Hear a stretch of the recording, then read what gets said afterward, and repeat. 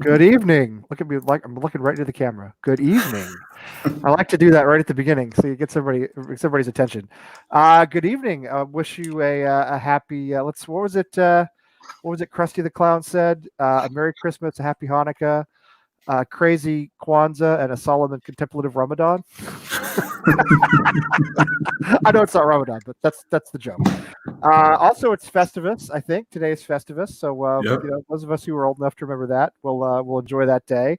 I've been doing feats of strength, and the airing of the grievances never stops at my house. The airing of the grievances that's a year-round Festivus tradition. We don't stop doing that ever. So, yeah, that's a constant.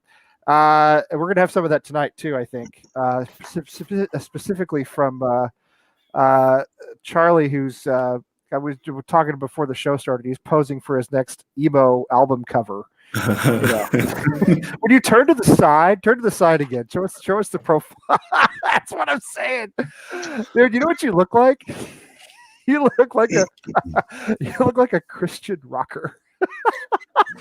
I'm here to go hard and praise the Lord. Let's go, boys. Let's go. Like a dude who does contemporary Christian music.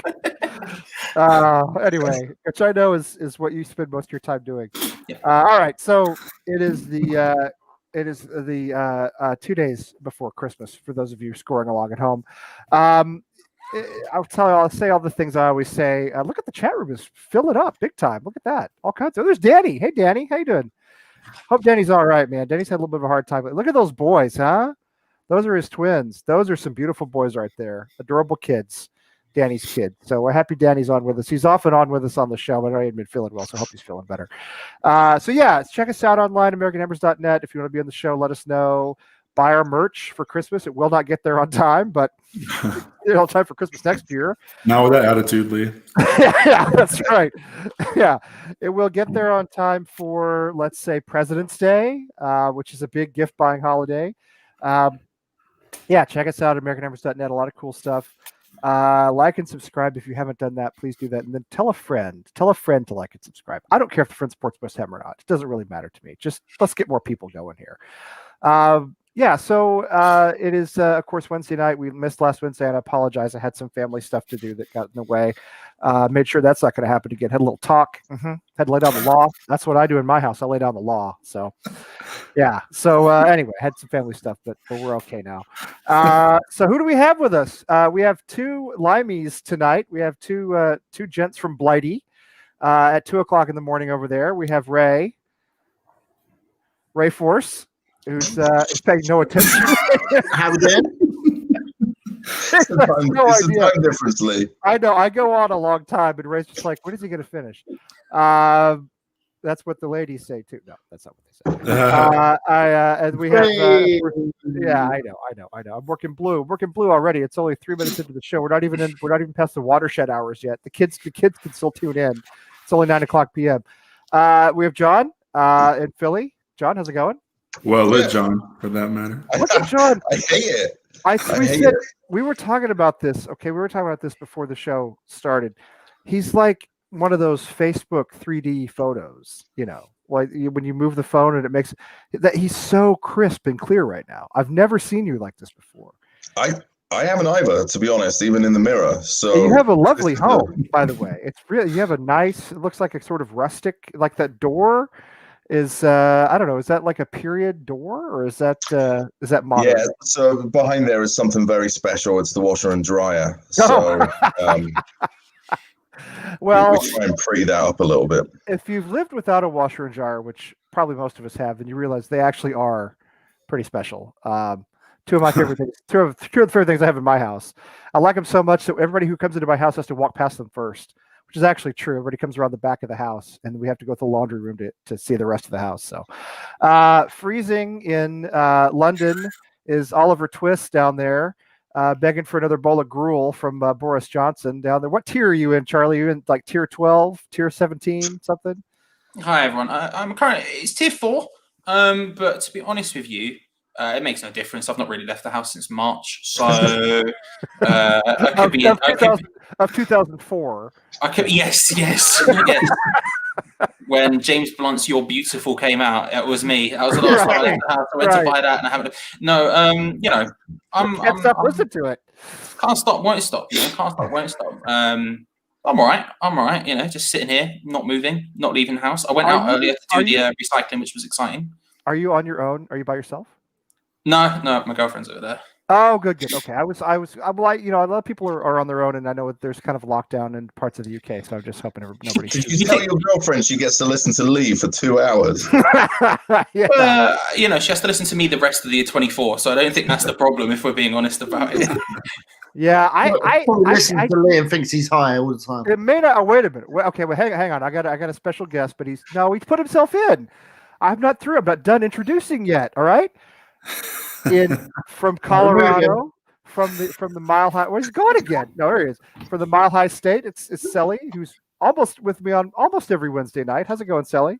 Yeah, pretty good. It's the Centennial State, but yeah, is it really? Okay. Yeah. What? It's Centennial State. It was 1876, so 100 years after the U.S. became a country, the Colorado became a state. So, fun fact: write it down. It'll be on the test. How are you done with your semester?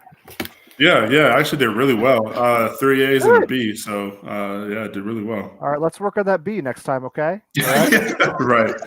All right. I mean, maybe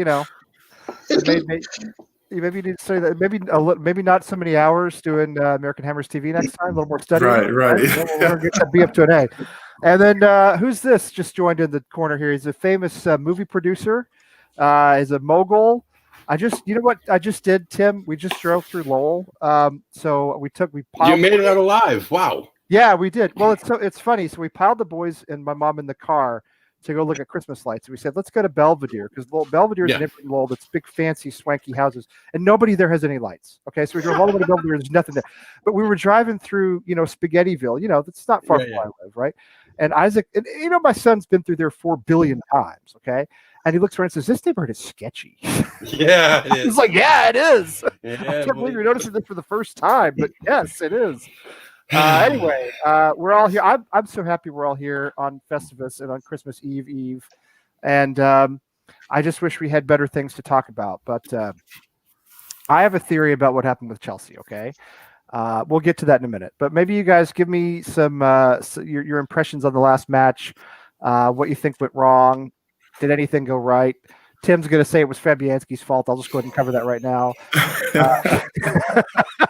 Just going to throw that out there to get. Ray, we'll start with you. Enlighten us on what you think happened. And maybe like 3 impressions. Oh, there we go.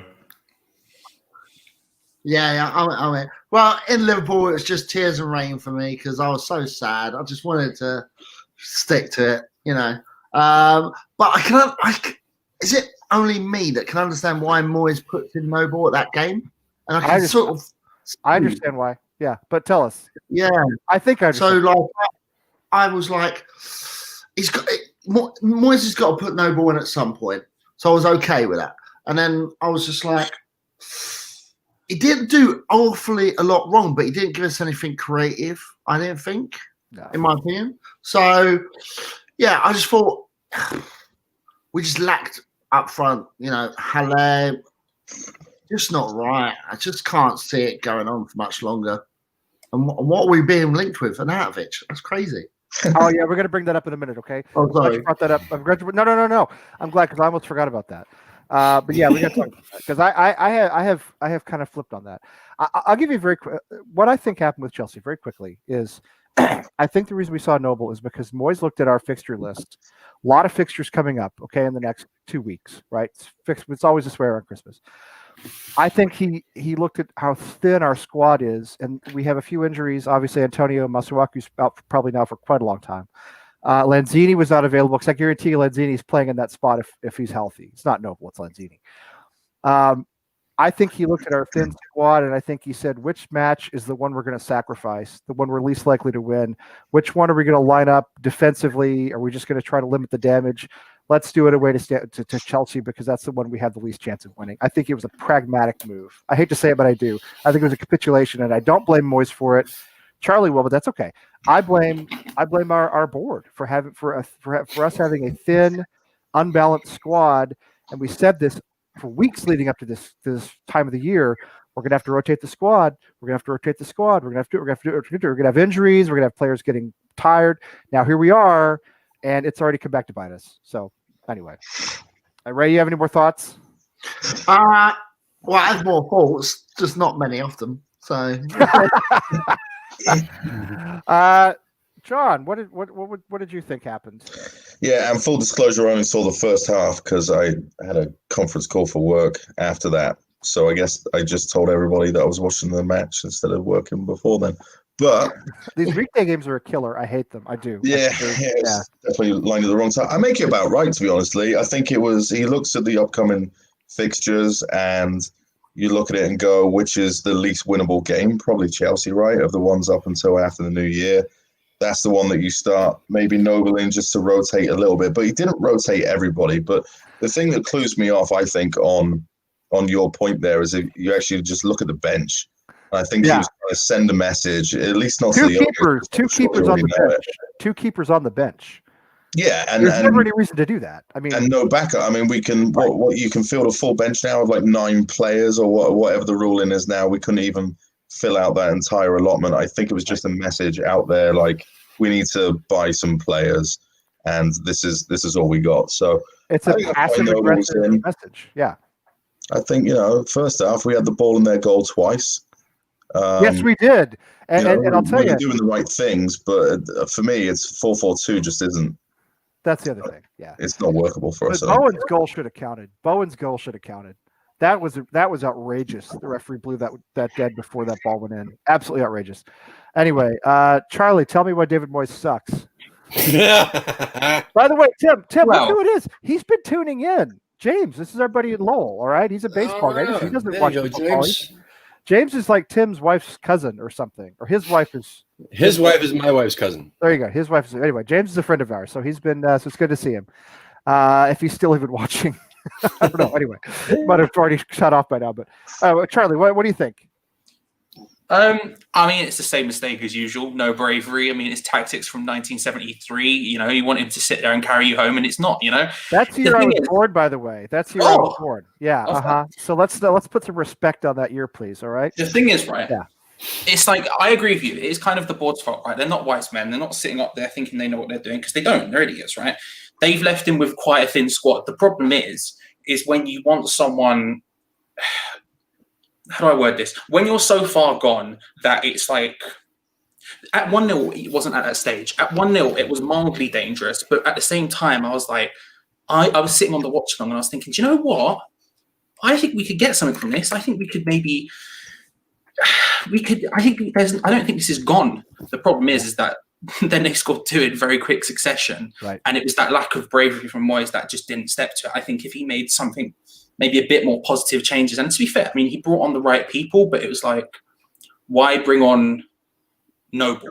Like, don't get me wrong. I love. Like, why keep him on? Sorry. Like, I love him. Right. Why keep him on? Why not bring? Okay, so a lot of people said they should have brought on Yarmolenko. All right, give us something up front. Doesn't bring us pace, but it brings us more. I don't think that was the problem. I think it's a tactics thing. It's like I understand the idea of putting someone else on instead of Haller. I do get that. I disagree with everyone on that, but I do understand what people are saying. But my problem was that we weren't breaking it down. When I look at Haller, I look at it and I say, I really want you to succeed. But I get why people aren't on the same wavelength as me with that. But what I would say is this. I think really it was just... And actually, to be fair, I do think it's to an extent up to him to say, I'll be your man, I'll nail this, it will be all me. But I do think... that it was just a tactics thing for me. I think you take Noble off, you change the formation, and then maybe we have that little bit of bravery, we go for it, and I think there was points to be got, because from that point, we were already 1-0 down. What's the difference between losing by 1 goal and losing by 3 goals, apart from the goal difference? And doesn't look like it's going to be that effective for us this season. Right. In my opinion, you get a bit of it, you go for it, you change it to say a 4-2-3-1 or something, and you step to them a little bit.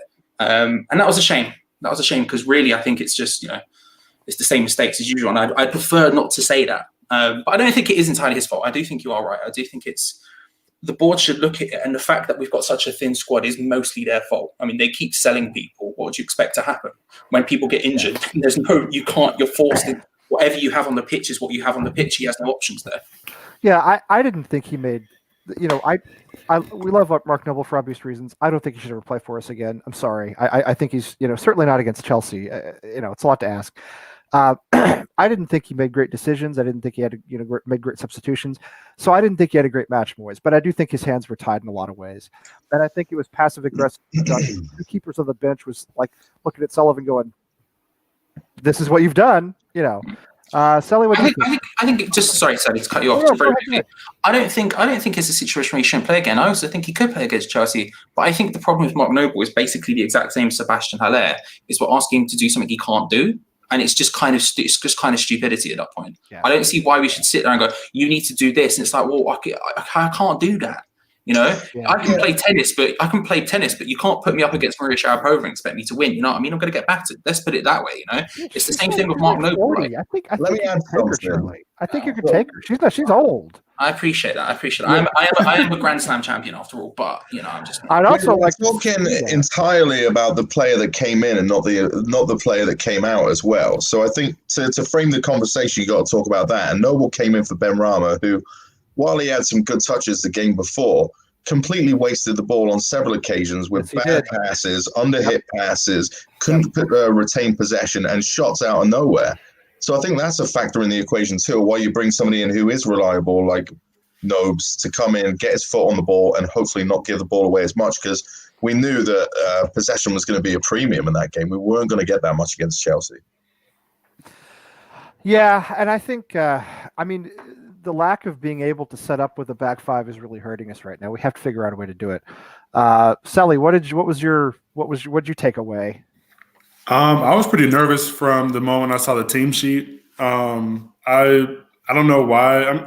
So I guess let me phrase it like this. I do agree with the fact that Mark Noble will play a few games. I think he'll just have to with the crunch of the schedule. But at the same time, Chelsea is not the one for him to start. Yeah. Chelsea has way too much pace going forward. They're way too talented, and especially for him to play in such in an attacking role, he can't do what he normally does. So I think just the whole time, he's just going to get dusted, by people who are just quicker than he is. If he were to start the Brighton game instead, that would make more sense to me, because I think that pace of that game would fit him a lot better. But I think, there was chances for us to take that game. Outside of the slide offsides from Deck and the goal that should have counted for Bowen. The beginning of the second half was pretty much ours for the taking until Chelsea scored the two, but we just had nothing going forward. And I don't. I'm sure Mark Noble was a big reason for that. We officially had zero shots. We officially had 0 shots, right? Bowen's chance didn't count, and Deck was offside, so we officially had 0 shots on target. Yeah, and I know Ben Rama didn't have the best of games last game, but this would have been a fun game, for him to be in, because he does have that creativity. I think he's one of the few people, well, maybe him and Fornals, but they look to pass before shoot. Now, granted, Ben Rama did have some shots out of nowhere, but at the same time, that Bowen's been doing the same thing all season. Bowen looks to shoot before he even thinks about passing from wherever he's at, and he hasn't scored too much from doing that. Nope. But at the same time, to have him so advanced, and I didn't like it. But I don't know.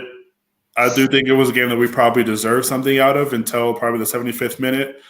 But that's just what happens when you don't take your chances. What is Ray doing? He's got no biscuits in. Oh, that's awesome. Oh, that's fantastic. All right, sorry. Yeah, Sally, it's funny you mentioned Ben Rama and Bowen. Players everybody likes, players who put a lot of effort. They're very exciting. They're young. But sometimes they still look like championship players. Sometimes they do. They don't always make good decisions. As you said, they take a lot of wild shots. They're not yet very mature. I personally think that Moyes, doesn't have a lot of faith in Ben Rama yet, and I think one of the reasons we didn't see him as much, we didn't see him in the starting 11, was because he has more faith in Fornals, and also he wanted players who were more defensively oriented than Benrahma, who's very much somebody who goes forward. Yeah, I mean, you're not wrong, but at the same time, to start basically 11 defensive-minded, or was it 9 defensive-minded players, 8 defensive-minded, it's not going to work. You're not beating anybody doing that. It gave us no chance, and I'm with you. I did not think it was a good starting 11. I didn't think Moyes had a good match. I agree with you totally. I still back him, but it was not a good day for him. Tim, what did you think? Why was it all Fabianski's fault? Well, first, I'd like to say that I'm shocked that Ray did not mention the lack and stupidity of the substitutions. That's usually been an ongoing theme with Ray. So good on you for not mentioning that. You're trying to eliminate the negativity there, but I'll do it for you.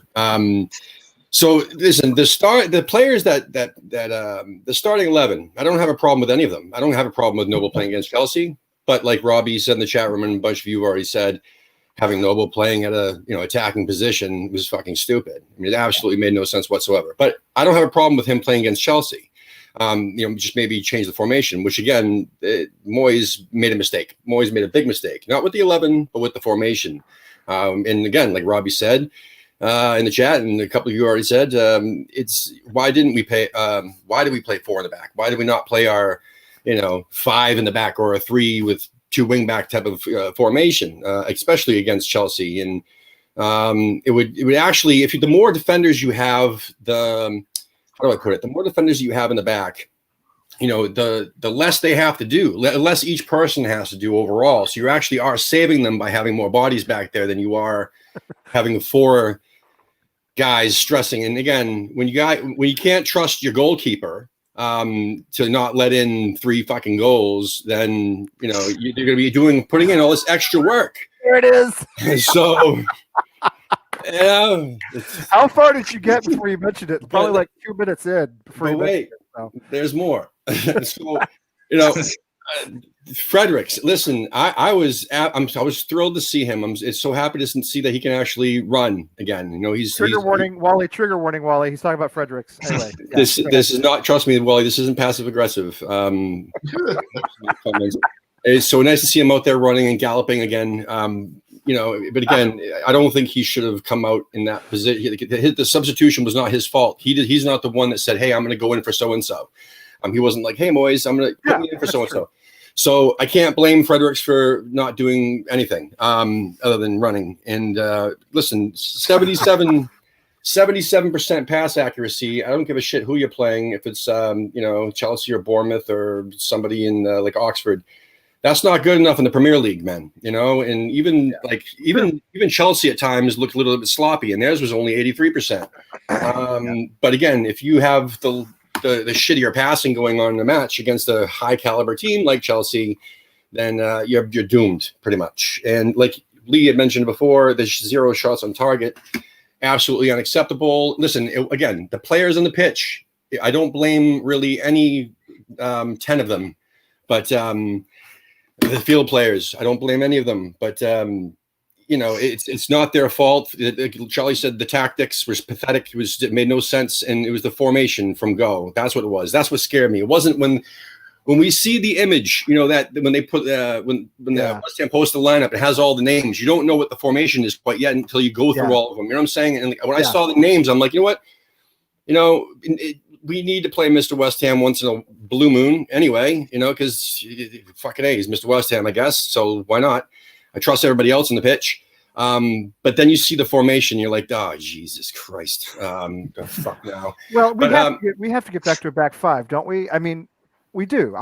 It's okay. But why did he say why he didn't? Did anybody hear on any interview he's done since why he didn't? I don't know if he trusts anybody to fill the same spot as Masuaku. To be fair, I think that's the only reason why we don't do it is because I don't think he trusts anybody to fill the role that Masuaku did. Because I mean that's the only reason that you can think of really that he wouldn't do a back 5. Because I agree, I mean a back 5 would have been perfect for this game. I think it's good for those games where Go ahead.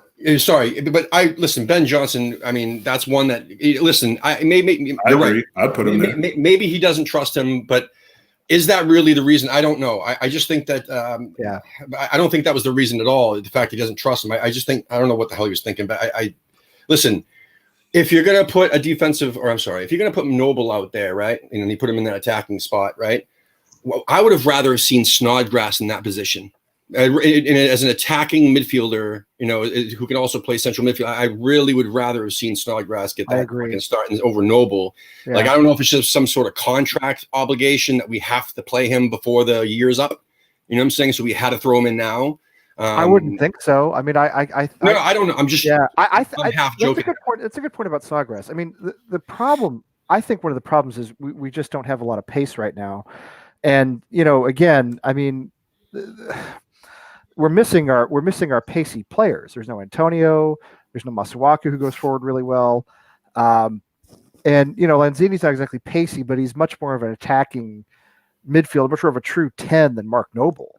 And none of those guys was available. And I think Moise just looked at the squad and said, all right, this is the one where this is damage control, but it didn't work because we got damaged anyway, Whenever Noble plays, I think he gets accused of playing this number 10 role, and I don't think he is, though. Well, and I know it's kind of disagreeing with people, but I don't think he is. I think when we play the 4-3-3, I think what happens is him and Souček are given license to roam forward. I think potentially he just can't bloody get back in time. But whenever we play that role, we do have one of them sort of stays a little bit more forward on defense, but that's just a case of thing. Souček gets further forward than Noble does, but no one really talks about him playing that because we don't really have that. I don't really think Noble plays that role. I think the problem is it's just, again, we're asking him to do something he can't really do. And I think when you play a 4-3-3, that's all fine and well.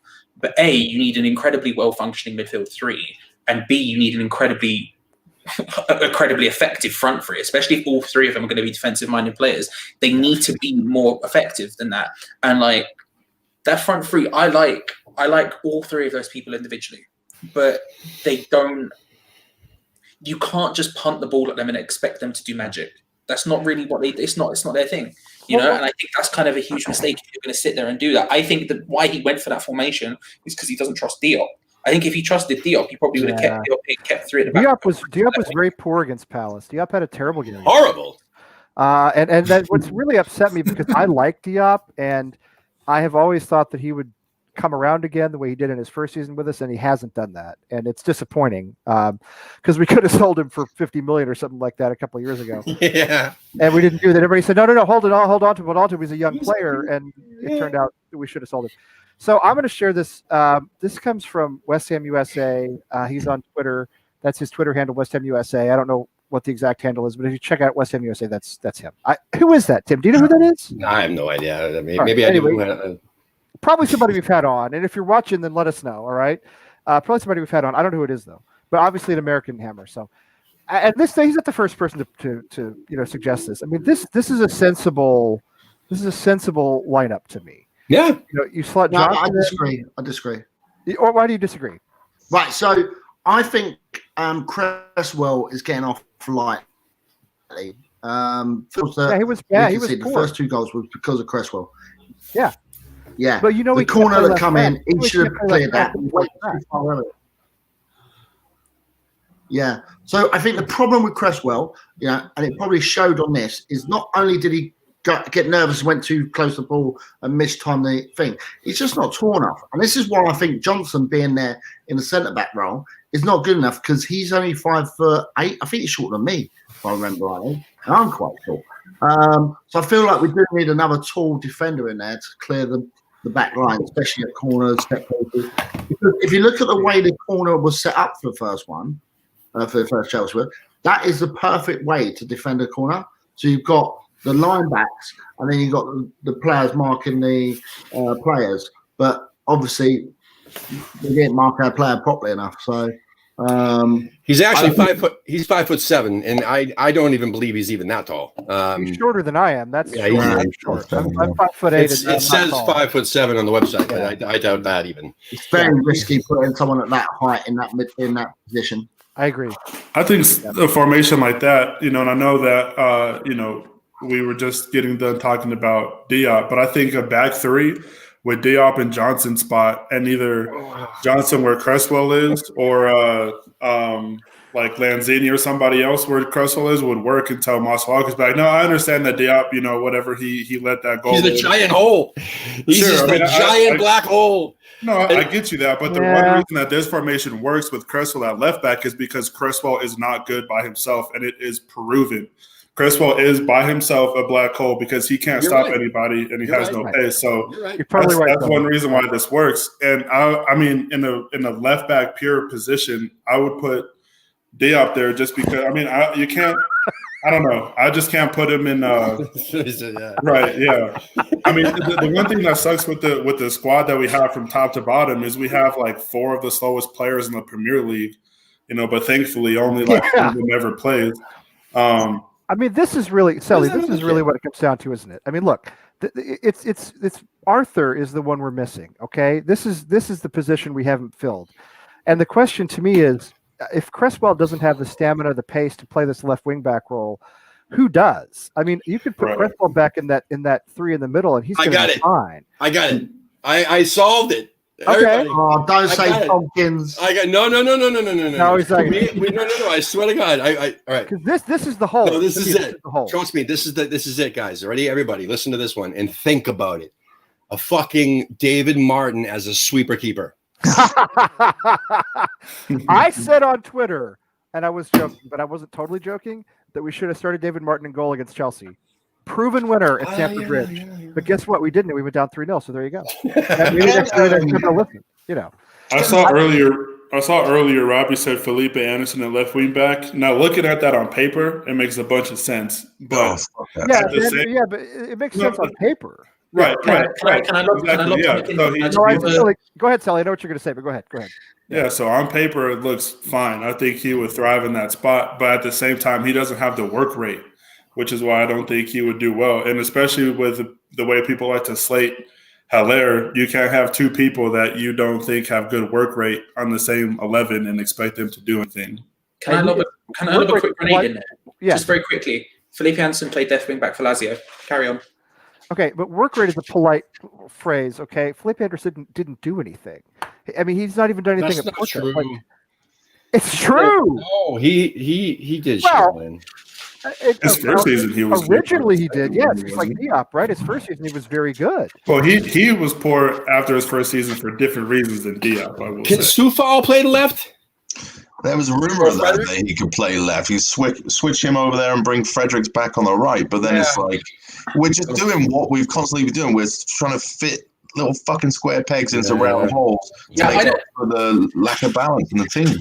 I don't know, and I don't know why we're doing it. The answer is, the truth is so obvious. Like, you just look at it and you put Cresswell at left wing back and you put Diop at centre back. It's dumb. It's just such a weird. That's what we've been saying. And I understand. I understand Diop hasn't had a good didn't have a good game the other weekend, and I understand he's not been very good for a year and a bit now. I get that, but ultimately, if we're laying down the truth, I think you just say, would you rather someone who's halfway good in their position, or would you rather be shoving someone who's never played in that position? That position is just kind of wild to me. Right. I think I'm not sitting here and saying Diop's the greatest defender everywhere or anything like that.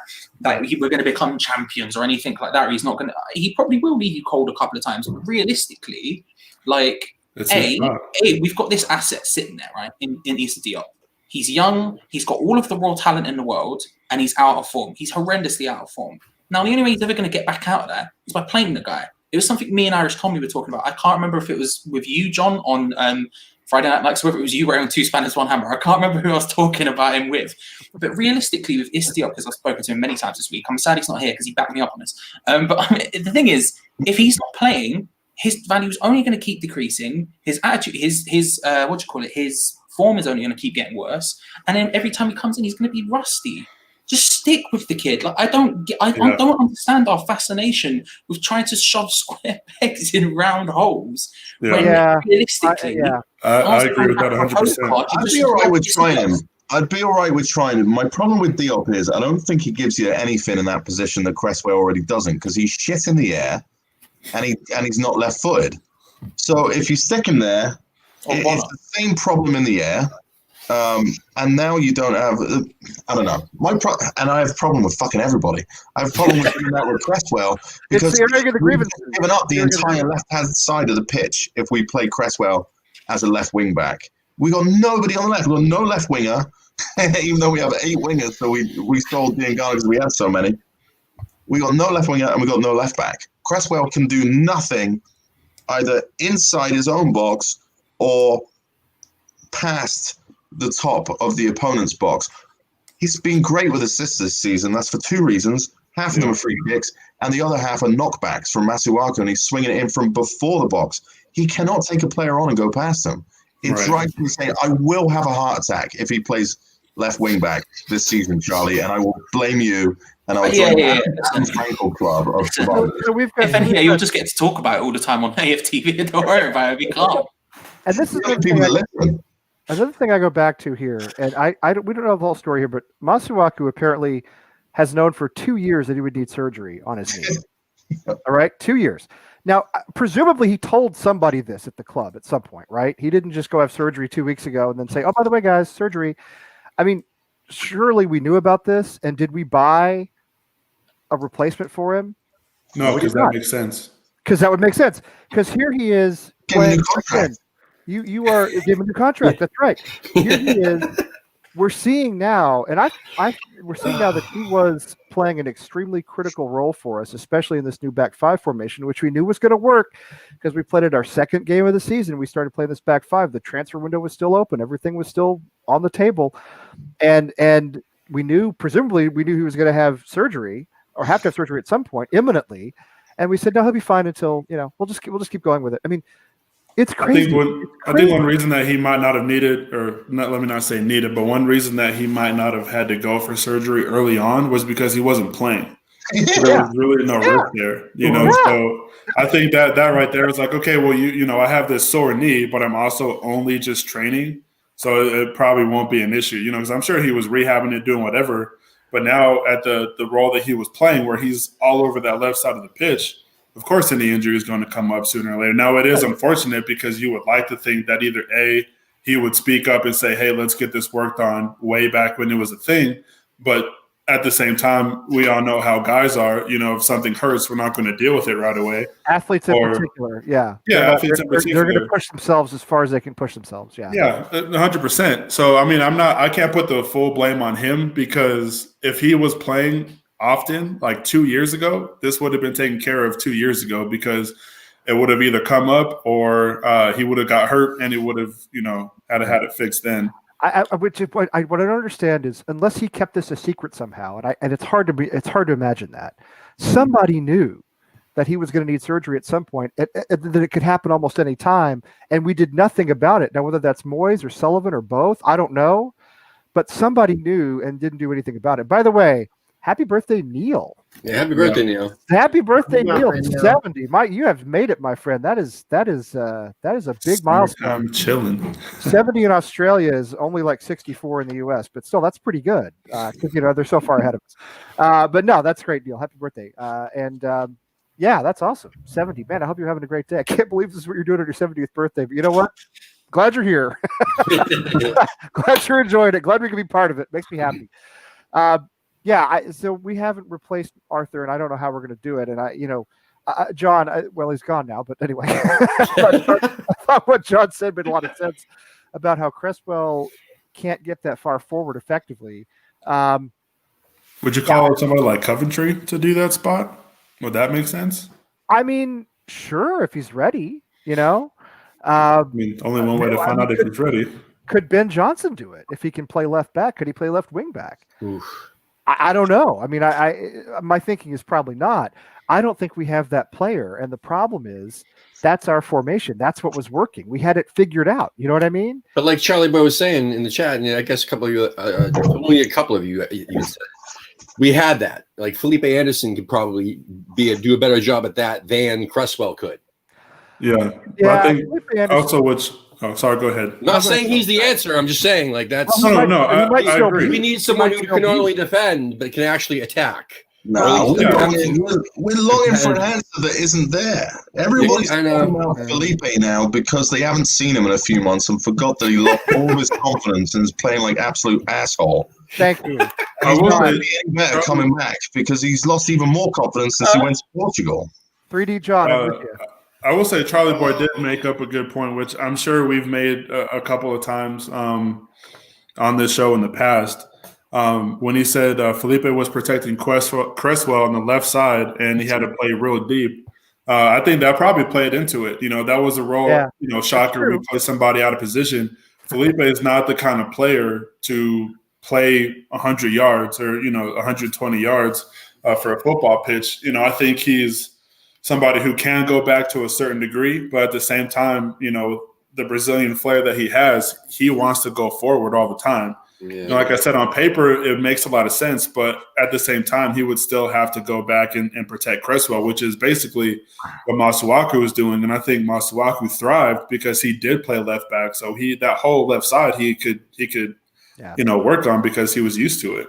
I think we're all kidding ourselves about what Alf Masuaku was actually doing. Like, dude could dribble, and he had put in a couple of good crosses every now and then. That's about it for the rest of the season. I think, realistically, he probably wants to get forward more than Felipe Anderson does. I mean, I've never seen Alf Masuaku defending is potentially one of the scariest things I've ever seen in my life. I agree. I've watched the Spanish version of Rec, which is scary.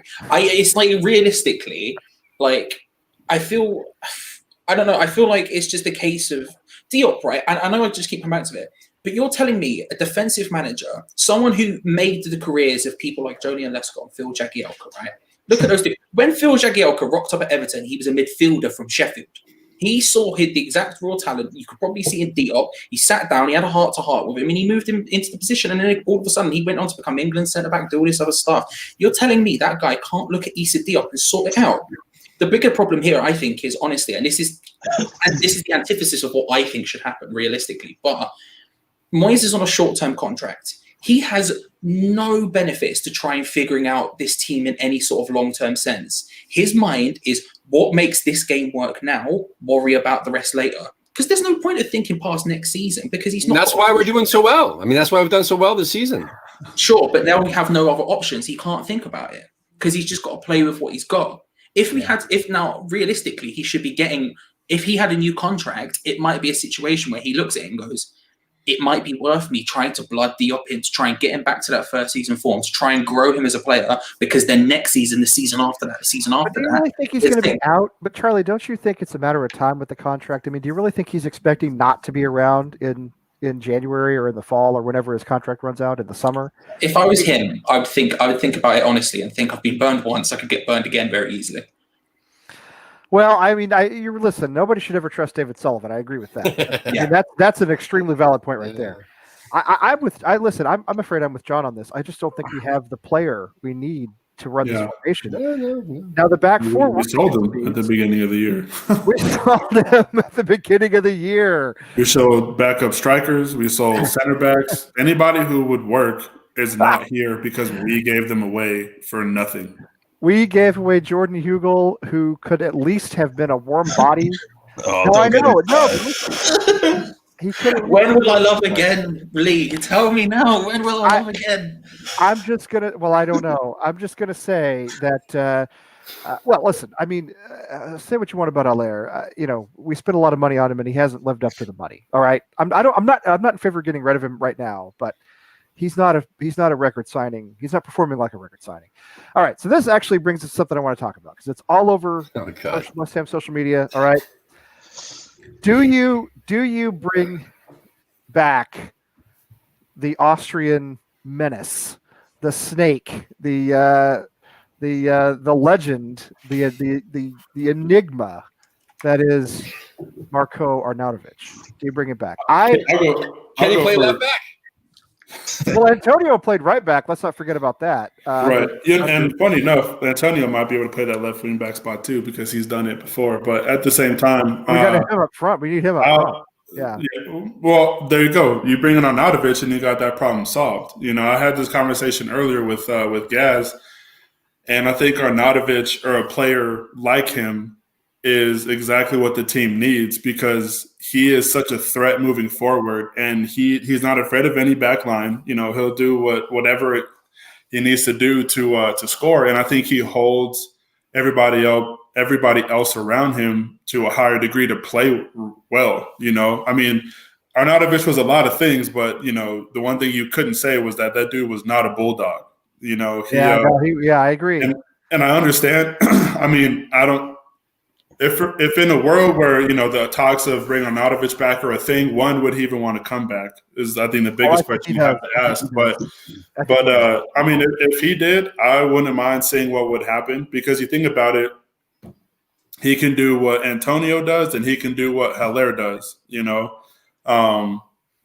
So I think I think he could thrive and he could do it by himself up top as a lone striker. You don't have to worry about him because he's done it, and he could score in the box, outside the box, whatever. And he could get back and play defensively too. So I think him or somebody who's similar to him would be perfect, and I don't see why not. All right. This is what interests me right here, okay? Because I've heard a little bit about this lately too, and I don't know what you guys have heard about this. So yeah, a couple of people have sent me messages. I don't want to say who it is. Doesn't really matter. I don't know who knows what. Okay, I'm not an insider. You know that. But apparently he does or did have a gambling problem, and I mean, look. So did Jordan. So did Jordan. That's why he got the top secret suspension and had to go play baseball. We all know that, right? Now, gambling is fine, okay, if it's just something you do on the side. Well, my question with Pete Rose is, this is a Pete Rose situation. Is he like the Pete Rose gambling on his own team? I don't know. So, who fucking cares, really? Can the guy score goals? I don't care about people's feelings. Okay. Especially when it comes on to West Ham fans, because I was saying it's like, really, do you want to win? Do you want your team to win, or you want us to just not sign people because it hurts your feelings? Like, get the fuck over yourself. Does it help us? Is the guy actually going to come here? Like, who gives a fuck if he's a problem? Is he going to score goals and win us games? That's all I care about. Not if he's stroppy. That's the whole point. Oh my god! No, wait a minute. No. I don't listen. To me, if he scores goals, if he plays the way he played that season he kept us up a couple of years ago, then yeah. All right. I mean, sure. I think we should all remember how he left. I think we should all remember him slamming his water bottle and acting like a baby. And I mean, my question is it a problem to bring him back into this squad? I don't know. Can I just say something? What does it matter? Let me say this. I don't know if it does. Maybe it doesn't. Right? The reason why Tim likes Marko Arnauto-Grinch is because he is Marko Arnauto-Grinch on West Ham TV. He's so good. I want him back. Oh. I mean, and one thing that would be interesting too is let's say we brought him back. Sure, right. And like I said, bring him back or somebody who's very similar to him, because it's not like Marko Arnauto-Grinch is 1 out of 1. Somebody similar to him would take it. But I mean, at the same time, I think if you were to bring him back or somebody like him, look at like even a Chicharito, play two of them up front. I think Haller and Chicharito, Haller and Arnauto-Grinch, that's a dangerous combination. Yeah. We'll never do it. It'll never happen. But I think it would be a fantastic combination. Yeah, at the end of the day, he's not coming. I mean, he's not going to come. No, definitely not. Well, he said he wants him, apparently. I mean, if the board don't want him, and if the board don't want him, he's not coming, right? We know that. Okay. But Moyes says he wants him. And I mean, and he mentioned the other day, remember, right after Chelsea, he said, I'm going to have to find another Mikel Antonio or Marko Arnauto-Grinch. Because Haller's not fitting into the system. All right, let's be fair. He's not fitting into this. And that's what Moyes was trying to say without digging out his player, right? So are we keeping Haller or are we selling him in January? I mean, how are we going to get the money to buy somebody else? We're not selling him because we can't possibly make back the money we spent on him. And right now we do. Charlie, what are you doing? Do you have something to say? Yeah. Just say it. What are you doing? Why are we so desperate to go back to the times of old that weren't very good in the first place? Right, when again. Arnautovic was here, we would just punt the ball at him like we do Mikel Antonio and expect him to do magic. You just said it yourself, like when he saved us, it weren't Moyes the first time, it was Marko Arnautovic. Let's be real about it. Why are we so desperate to go back to those times? Surely we should find the new Marko Arnautovic and not go and buy the old one who's 3 years older. Wow. You can't with one scout. You can. I could bloody do it. I could just go and find someone and go get him. He's probably quite good. Get Thomas Tuchek on the case. Get Thomas Tuchek on the case. He'll find us some guy. Charlie was playing out front for a minute. Oh, bruv, he'll only find us someone from one club, and I'm sure they've got a striker or something. But why are we going?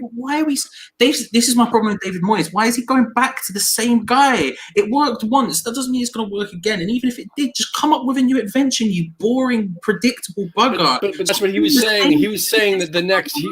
But that's what he was saying. He wasn't saying let's get Arnautovic. He was saying, like you just said, like he needs another one. He needs someone that does those things. It's the fucking media and the damn Twitter people that are saying, "Oh, that means he's saying he wants Arnautovic back." No, just do something different. But there is talk that he wants him back. All right, I don't know. That's fine. I mean, it's just going to be headlines anyways. But I think, like Tim was saying, if the board had some balls, I think it would have been smart for them to very, very much attack getting Ollie Watkins in the summer. Because I think Ollie Watkins would have been great. King, I mean, if he comes in, fingers crossed he does well. I think he's a good player. Yeah. I think King could fill in that role just fine. But, I mean, I watch Villa play, and I'm like, why didn't we do more to get Ollie Watkins? Because that dude is a terror. Yeah, I agree. You got to keep an eye on him. Yeah, and we're cheap, and that's why I don't want an out of it, because it gives the board yet another out to do something on the cheap. I don't give a shit if he scores goals, I'm with him. If he scores goals and wins us games, that's fine, as long as he's not a disaster in the draft.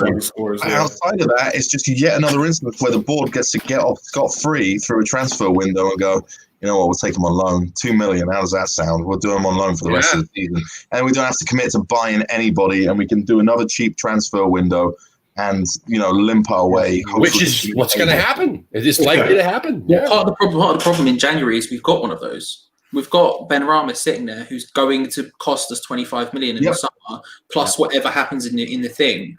Already committed. Again, I don't believe for second funds aren't available, because I think that 25 million should have been available in the summer. You do the maths, you look at it just logistically, you go, well, surely that money was there to begin with. The only reason they didn't pay it up front is because of that whole injury thing. Yet now we come to this window and we go, oh, well, we've got to pay 25 million in the summer.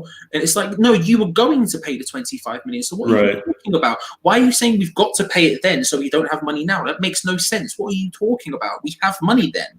Where's this maths doesn't add up? Well, it never does. I mean, it never does. But the thing about Arnautovic is I understand the arguments for keeping him, and I've kind of gone both ways. But let's not forget, he's 30, 31, something like that. He's not young and hungry. He's been playing off in a not even a farmers league. I don't know what the Chinese league is. The Belgian league is the Belgian league is a farmers league. This is like some sort of I don't know. Anyway, we're assuming he's going to come back and be the same guy he was in 2018, and I don't know if that's true. It would fit the mold for the team to bring somebody who's 30 plus. Just from what Ray was saying a couple of weeks ago on Hammer Shots, like half the squad is 30 or older. Half the starting players are 30 or older. Yeah, what was that stat they had? Us against was it Villa? They said it was two oldest teams in the league or something. Yeah. That's crazy. Let's sign them to extensions. Yeah. Well, Winston Reid. People are talking about Winston Reid coming back. Winston Reid's. I mean, he may come back to the club, but he's not going to play for the club. No, he's never playing for us again. He's never played. I think the Winston Reid thing is purely because we have two domestic loans, and we can't go and loan another person while we still have those two. So we have Winston Reid existing at the club. Craig Dawson can go back to Watford, and then we can go and actually loan someone else. I think that's what the Winston Reid thing is. Because realistically, Craig Dawson's played one game in the EFL Cup for the under-23s for West Ham, and that's it. And he was terrible. Don't get me wrong. I want me some Craigie Dawson. I'm begging for a new Jordan Hugo all day, all night. I'm begging for it. But realistically, if he left, we're not exactly going to miss him. Reed's not going to play any more games than Craig Dawson is. No. And then you can go and loan someone else, Zinchenko or whoever else. Even though I don't think we'll get Zinchenko either for the case, but One thing I've been saying too, and not necessarily that you guys have been arguing the point, but for a club that calls itself the Academy of Football, it'd be nice if we got back to that. You want to get players where you don't really have to spend money. Start trusting your academy. Now, I understand at the same time you have to have players to trust, but at the same on the other side of that same coin, you have players in your academy that are getting 25, 26 years old. That's prime years for most players, but these guys are getting wasted away because we keep turning over coaches. And nobody wants to give him a chance. Obviously Declan was one, Ben Johnson was one, and Gaki I think would have worked out just fine. But he had his own issues. You're right, and everybody else in that academy. I mean, if they suck too bad not to come up, then who? I mean, why do we have them to begin with? I mean, who's signing these fucking idiots? And I think with everybody talking about goalkeeper in the future, we have 2 of them right now in the academy that we should be having on the bench right now. My opinion. I agree. And my thing with that too, like goalkeeper, like for example, what's his name? David De Gea. David De Gea. No, he came in at 19, and he at one point was. And I know that's De Gea, but at the same time, you have to put that trust. How many people are going to put in the trust to a 19-year-old because you don't know what you're going to get? And he came in at 19 at United. He was already playing in Spain for at least a year and a season and a half. He must have been 18, 17 when he made his debut in Spain. Yeah. Yeah, no, but I mean that's just my point. Is you have to put that trust in somebody. We have 2 goalkeepers who could very well viably be our number 2 right now, but we have 2 guys who are never going to see the light of day unless again there's a freak. Well, Fabianski almost got hurt in this game, but I think stuff like this, you have to start trusting them because those players that at the end of the day they could just end up being profit for you in the future if they turn out to be somebody decent. Yeah. All right, guys, I got to go, but Merry Christmas, everybody. Happy holidays and all the good stuff. Thanks for coming on, Tim. See you later, Tim. Have a great night. Good to see you all. Merry Christmas. Right. Yeah, we'll see you again soon. We'll talk to you soon. Well, and this is one of the things I said this about the new signing, the Danish centre back we signed yesterday or whatever. Yes. It's like he's coming into the under 21s, right? Or the under 23s. That's where he's going to play. Moyes said he's one for the future, right? That means he's instantly standing in the way of both of the under 23, 21 centre backs anyway. That's correct. Look at say Nathan Trott, for example, or Joseph Anang. Whichever one of those two you see is the better. I don't know which one. I don't really. It matters not because we've got David Martin ahead of him, and we've got Randolph ahead of him, and we've got Fabianski ahead of him. People criticise Chelsea a lot for their youth academy system, and I think rightly so. It's kind of insane what they do, and I think actually at the moment they're about to get completely screwed. Sorry, they're about to get completely screwed because of the way the new laws work, the new loaning laws and all this stuff, right? But you can't tell me. Those players, they consistently get churned out on loan. They're all getting game time. They're all getting sold for huge amounts of money. Look at Kevin De Bruyne. Everyone laughs at Chelsea because he then moved to City for 15 million a season after Chelsea sold him for 15. Yeah, they still sold him for 15 million. When was the Dean Garner, name another. You can't because our system is broken. How often? Like we've got two under 23 goalkeepers there, right? Who are supposed to be highly thought of and anything. Only one of them can play the under 23s at any one time. Why the hell is the other one on loan? Why aren't they both out on loan getting experience? Trott went out, it didn't go well for him, and now he's stuck again in the club, just rotting away. Unless you get it, and the only in my head I think about Martinez, the one who was at Arsenal, who just went to Aston Villa. That's a freak situation where he was like 28 when he finally started getting games for Arsenal out of nowhere. The rest of the time he's just been sat on the bench, and turns out he's quite good. That does not happen usually. We've got players just sitting there not growing because the only way you're going to grow is if you play. Loan them out. Don't just have them sat there. And then you sign this Danish kid. He might be great. And this is nothing against him, right? I want him to do well. I get excited when we sign some random youngster as much as the next guy. But I've played Football Manager and FIFA. It gets me hyped, all right? I can't lie to you. But at the same time, I'm looking at like the under 23 centre-backs and they must be like, less game time for me then, because he's not going to be in the first team. Craig Dawson can barely get in the team. You think this guy can? Zero. He's immediately ineligible, isn't he? Because all the under 23s aren't eligible to play right now because of the corona. Wow. Yeah, he might be eligible to play because he wasn't there. Yeah, he wasn't there. He might be eligible to play. Yeah. Ironically, he's come from international travel as well, so somehow he might be the only one who's actually done it. I don't know about this. A Hungarian keeper. I don't remember this. I don't remember a keeper ever coming through our academy. Have we ever had Bywater was the one that was pushing, then he had 1 or 2 games and that didn't work out.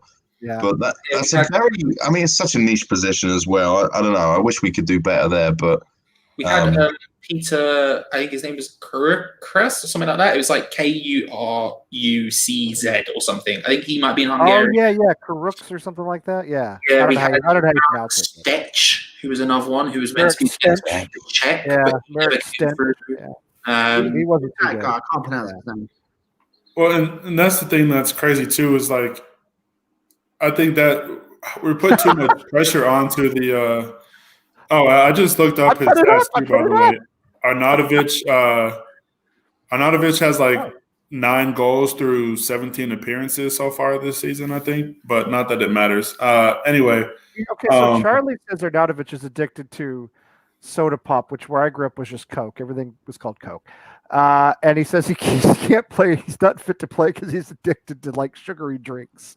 Well, he wanted me to say it, Charlie. You wanted me to say it. I will say. I said it. I told you I'd say it, so I said it. So enough out of you. But I mean, what like Charlie was just saying, what faith is there in somebody coming up in the academy to get first team play when we just buy people who are going to take up your time in the youth academy in the first place? It doesn't make any sense, But at the same time, we have. Well, I think at the beginning of the season, we were talking about how this is probably one of the better academies we've had for a while. Yeah. And even then, you let 1 or 2 of those players come in, play for a couple of years, and sell them. That's 15, 20. You might get another Declan situation, $40, $50 million. And all you had to do was just develop somebody. You might get somebody who wants to stay, but in this world of football, that's not the case. Right. You develop somebody, they're good, and you sell them, and then just buy somebody and develop them again. But at the same time, we need younger players. And wouldn't now be a great time to bring through some of the kids if we could? We have a thin squad. We have some key injuries. I mean, what a fantastic time to go to Connor Coventry and say, I don't know, come play left wing back for us. You know what I mean? Right. Come into this role, see how you do. But we're shuffling we're shuffling the pieces we already have. We're fitting square pegs into round holes. You may see more. I mean, again, with Moyes' contract situation, right? If he's playing for the now because he wants to secure a new contract, that means he's probably not going to play many youth or players that he cannot necessarily rely on. And it also means there's probably a lot of players out there who wouldn't want to sign for us anyway because you have no idea if he's going to be our manager in 6 months, in 8 months. I think that's a valid point. Yeah. Until that gets sorted, who knows? And this comes back to another reason to bash the board is our lack of stability, and the mismanagement. Over the years, bringing in, I don't know, the right manager but not supporting him, bringing the wrong manager and supporting him too much. The only time you get a run of success really as a club is when you have somebody who's there, 4 or 5 years to get it going and to stabilize. I know every now and then you get a Leicester pop up with Ranieri, somebody like that, who they catch lightning in a bottle in a weird season. But the big successful clubs, look at Arsenal post Wenger. I mean, they've fallen apart. That guy, they wanted him, they begged for him to be out. They couldn't wait for him to get out. Now that he's out, they're almost in a relegation battle. Manchester United after the retirement of Ferguson. I mean, we're not going to get another Alex Ferguson or Arsene Wenger. David Moyes is not one of those guys, but look what he did at Everton. He was really solid there. At some point we have to settle on one of these guys and say, all right, at least with these owners, maybe we're not going to contend for Champions League. Okay, let's be realistic. I think we don't have to fight a relegation battle every season, and we could have an identity, which we don't have right now. I think, sorry to interrupt you. I feel like both of those examples as well, when you look at Arsenal and United, everyone looks at the managers leaving, but I think just as big a problem there was also the fact that their directors of football or like chief scouts or whatever you want to put them also left at the same time. And so it wasn't like even you just changed anything. They changed absolutely everything at one go.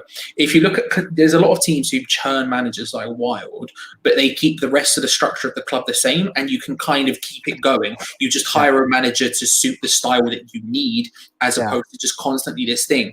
Yet we don't have any sort of system like that. We don't have any sort of structure like that. And until we get that structure, we're not going to get stability. Like, we can keep Moyes as long as we want. It doesn't really make a bloody difference. We need the structure because the next guy's going to come in, he's going to be completely different, and then we're going to be in the exact same position again.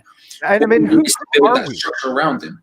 Who are we? Who are we as a club? I mean, what kind of football do we play? Look at us over the last 5 seasons, which stretches back, to Bilic,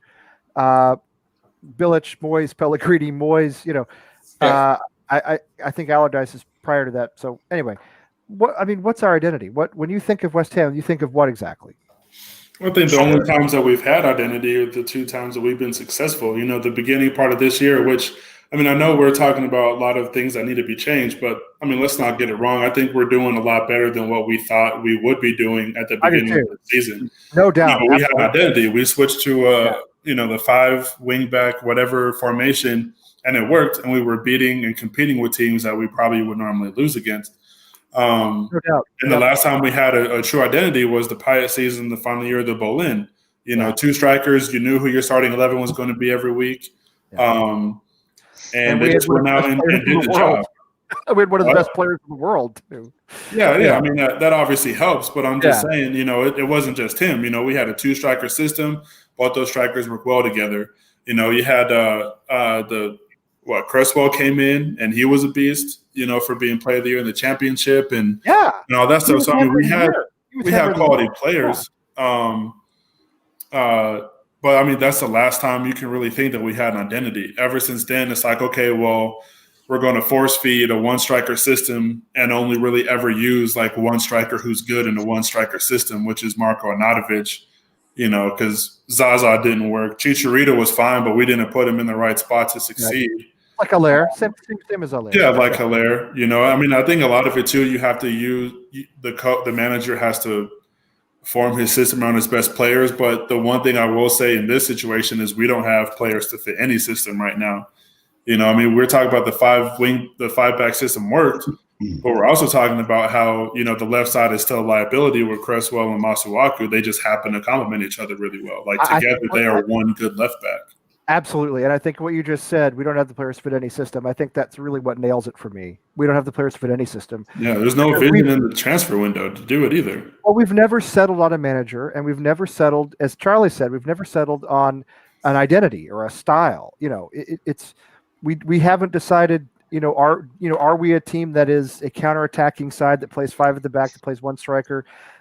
Do we go heavy up front? Do we go with 4-4-2 and play 2 up front? I mean, we don't know. So when we buy a player, it's like Sullivan just spins the roulette wheel, and it lands on somebody, and he's like, okay, well, if we have the money, we'll just buy him. I mean, Haller was a panic buy because we missed out on Maxi Gomez. I mean, Maxi Gomez was the target.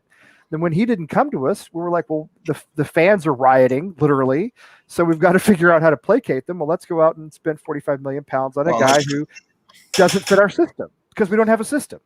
And Maxi Gomez was the target for the previous regime who actually had a director of football. And then they fired that director of football and that manager and went, let's go from a possession attacking style to a defensive counter-attacking style, which literally, and I cannot stress this enough, could not be more opposite if it tried. It could not be more different. It's insane. It's insane. And like you were just saying there, Sally, I wouldn't even argue West Ham had an identity then. I think those managers had an identity. I think Bilic liked his counter-attacking, fast-flowing, direct attacking football. You had Moyes, who has his strong defensive counter-attacking style. But I don't think West Ham have those things. I think West Ham's identity comes from what you put on top of it, and that's because we haven't had any. Because it's just stupidity, and we won't have any because the second Moyes goes, we'll go and get someone else because the board will get under pressure, and then they'll have to go and get someone fancy because they're scared the fans are going to riot again, and it'll be completely different. And then you have 18,000 players, all who've come from different places, different times, different managers. Like we have loads of players who can play different systems, but we don't have. I would argue we have like 9 players who can play a system. And guess what? 3 of those get injured instantaneously because West Ham United, and then all of a sudden you're screwed again. I was just thinking that, Charlie. I was thinking to myself, we have at least 11 good players, but we do not have at least 11 good players that can play the same system. Yeah, because everything we do, and Lee, to the point, right, where you're saying, what do you think of when you think of West Ham? Reactionary. West Ham is continually on the back foot. We're constantly reactionary in everything that we do, in absolutely everything from the boardroom the whole way down. We're trying to plug holes here and there. I'm enthralled with the season we've had so far, Sadie. Like you said, I think it's gone much better than how we've ever foreseen it. And that was a reactionary decision by Moyes to put in those lineups at the beginning where we're playing Masuaku and Cresswell because we just don't have the horses. That's constantly what we're doing. We can't play a 4-4-2. We can't have Aaron Cresswell as a sole left back. We also don't have a second striker to go up there with Haller right now. We can't play 3-5-2 because we just don't have the horses to do that either. We don't have a proper left winger. We're deficient in different areas of the pitch. And until the left-hand side completely from defence all the way up through attack is sorted out, we're going to continue that way. I love Cornell. I think he does a lot of good things. I think he's being asked to do the wrong thing and stepping in on the left-hand side. He's certainly not a left winger. We've got now 2 number 10s, if you talk about Fornells and Ben Rama, because he ain't a left-sided winger either. Yeah. So we're constantly just putting people from here to there to over here, back over to there, and hoping something works instead of actually having that recruiting philosophy that Charlie's talking about and recruiting for a system and the way that you want to play. Otherwise, you're getting little pieces all over the place. You're getting that's why you got no backups. That's why you've got no first, plan A. It's so frustrating constantly. If you look at and I know comparing us to Borussia Dortmund is complete and utter insanity, but forgive me for a second. Borussia Dortmund have a style. Borussia Dortmund have a tactic. Borussia Dortmund have a philosophy. Borussia Dortmund have a succession plan. When they sell a striker, when they sell a winger, they sold Pulisic, it's fine, we got Jadon Sancho.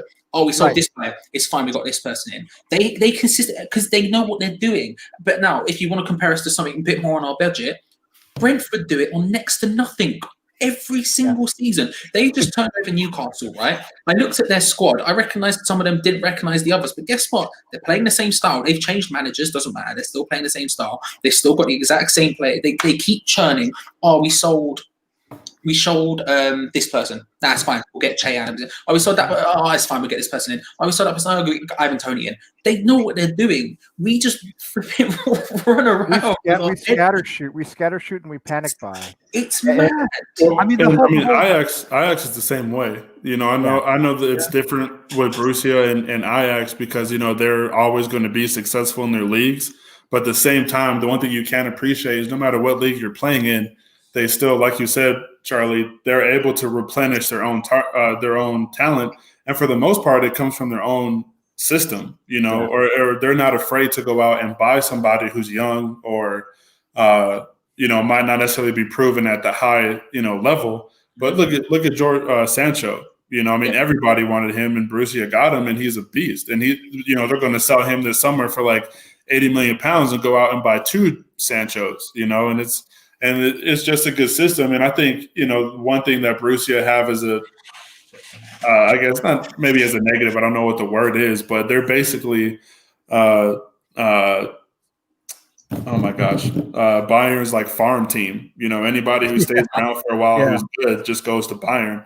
Yeah. But at the same time, I think, not only do we need a system, but I think we need a young manager who has some fire in him, like a Scott Parker, esque, or like the coach, right, or the coach at Atletico Madrid, somebody like that, who's young, has a vision, but it doesn't matter who we bring in. We need a board who's going to back them and support the vision.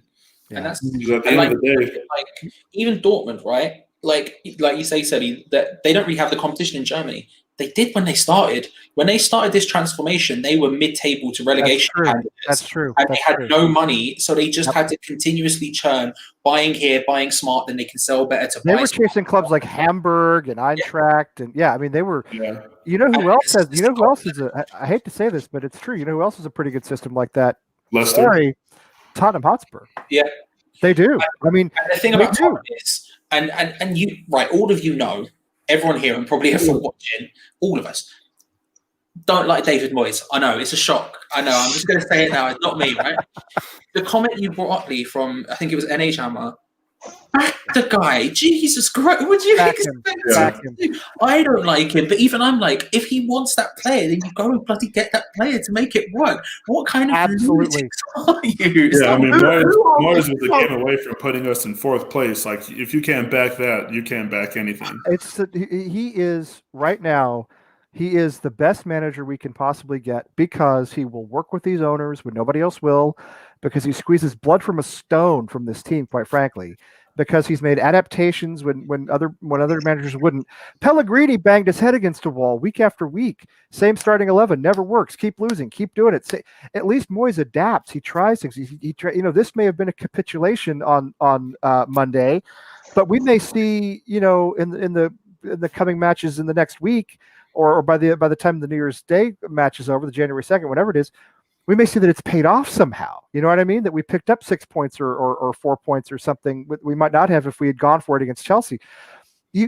Right now, he's the best we can get because we are not a functional club. We have dysfunctional owners, and I would say, go ahead. I would say this. I don't think he's the best we can have because he'll work with them, because he placates them, because the exact same nonsense that we need to stop has happened continuously underneath him, and that's honestly genuine. As much as I have problems with David Moyes' like tactics and all that nonsense, the thing that I can't really stand for is David Moyes. Who was first? Eze, then Tarkowski, then Josh King. All of them is top target at some point. And we still went and loaned someone else that he didn't even want in the first place. And they said, no. Exactly. They said, I think conversely, what we need is a manager who can stand up to them and try and drag us forward. Now, Pellegrini tried that. It didn't work because he was the wrong guy. But they were just too scared to say no because he was the big fancy Dan manager on 10 mil a year that they stole from China, right? Yeah. Realistically, I think we need that. But even someone who doesn't like David Moyes, doesn't think he's the answer, give him the money to go and buy the players he wants, because then we don't have to sit here having these stupid conversations about who we're going to fill in this one specific system because we've got 8 injuries and no one else fits in. And give him a chance. Listen, he came in 2018, and whoever gets credit for that, Arnauto-Grinch gets most of the credit in my opinion, but he came in when we were struggling. We stayed up. He came in. He did it again. Twice he's had to come in when we were struggling. Twice we've managed to stay up. Listen, I am under no illusion that David Moyes is taking us into the Champions League, all right? But we're not going to get there anyway. Right now, you're kind of in survival mode until 2023 when hopefully Sullivan sells the club. So this guy has us. Look, it is Christmas in 2 days. We have 21 points. We are 10th. We have a positive goal differential. We have played, and I know we haven't won all these. We've lost all these games. We have played, Manchester United. We've played Manchester City. We played Liverpool. We beat Leicester. We beat Wolves. We have done far better than anybody thought we would do at this point. All right. I thought we'd have 10, 12 points at this point. We have 21. We're just about halfway to safety. Back him. Back him in January, and give him a couple more years of a contract. And I'm not saying he's our forever manager. All right. He doesn't have 15 more years. All right. He's in his 60s. I think he's like 60 now, or something along those lines. But yeah, back him for a couple of years, stabilize us. But they won't. But they just continue to say no, whatever he wants. And eventually he's going to get frustrated and walk too, and then we really are going to be screwed. Yeah, well, I mean, and the thing too, like with this club is, and we all say and we all agree, but I mean, West Ham isn't like a bad club to come to in terms of like location and fan base. So like you have basically everything you would need except for a board that is competent, and that's honestly it. That's really, what's we funny. don't have the training facilities. Well, sure, yeah. I mean, granted, that could definitely be an upgrade too. But I mean, at the same time, for players to get paid as much as they are, like you should practice on the street for the amount of money that you're getting paid. But, I mean, you know what? We have a massive global fan base. All right. Look at us here right now. It may not be Barcelona, but it's not bad. We have a massive global fan base. We have most of Barcelona fans are plastics, anyways. Exactly. There are no West Ham plastic fans because you'd be stupid to be a plastic West Ham fan. It's like the dumbest thing you could do. So we have an expensive stadium. It may not be a great football stadium, but it's a big, expensive, world-class stadium in terms of being new and fancy.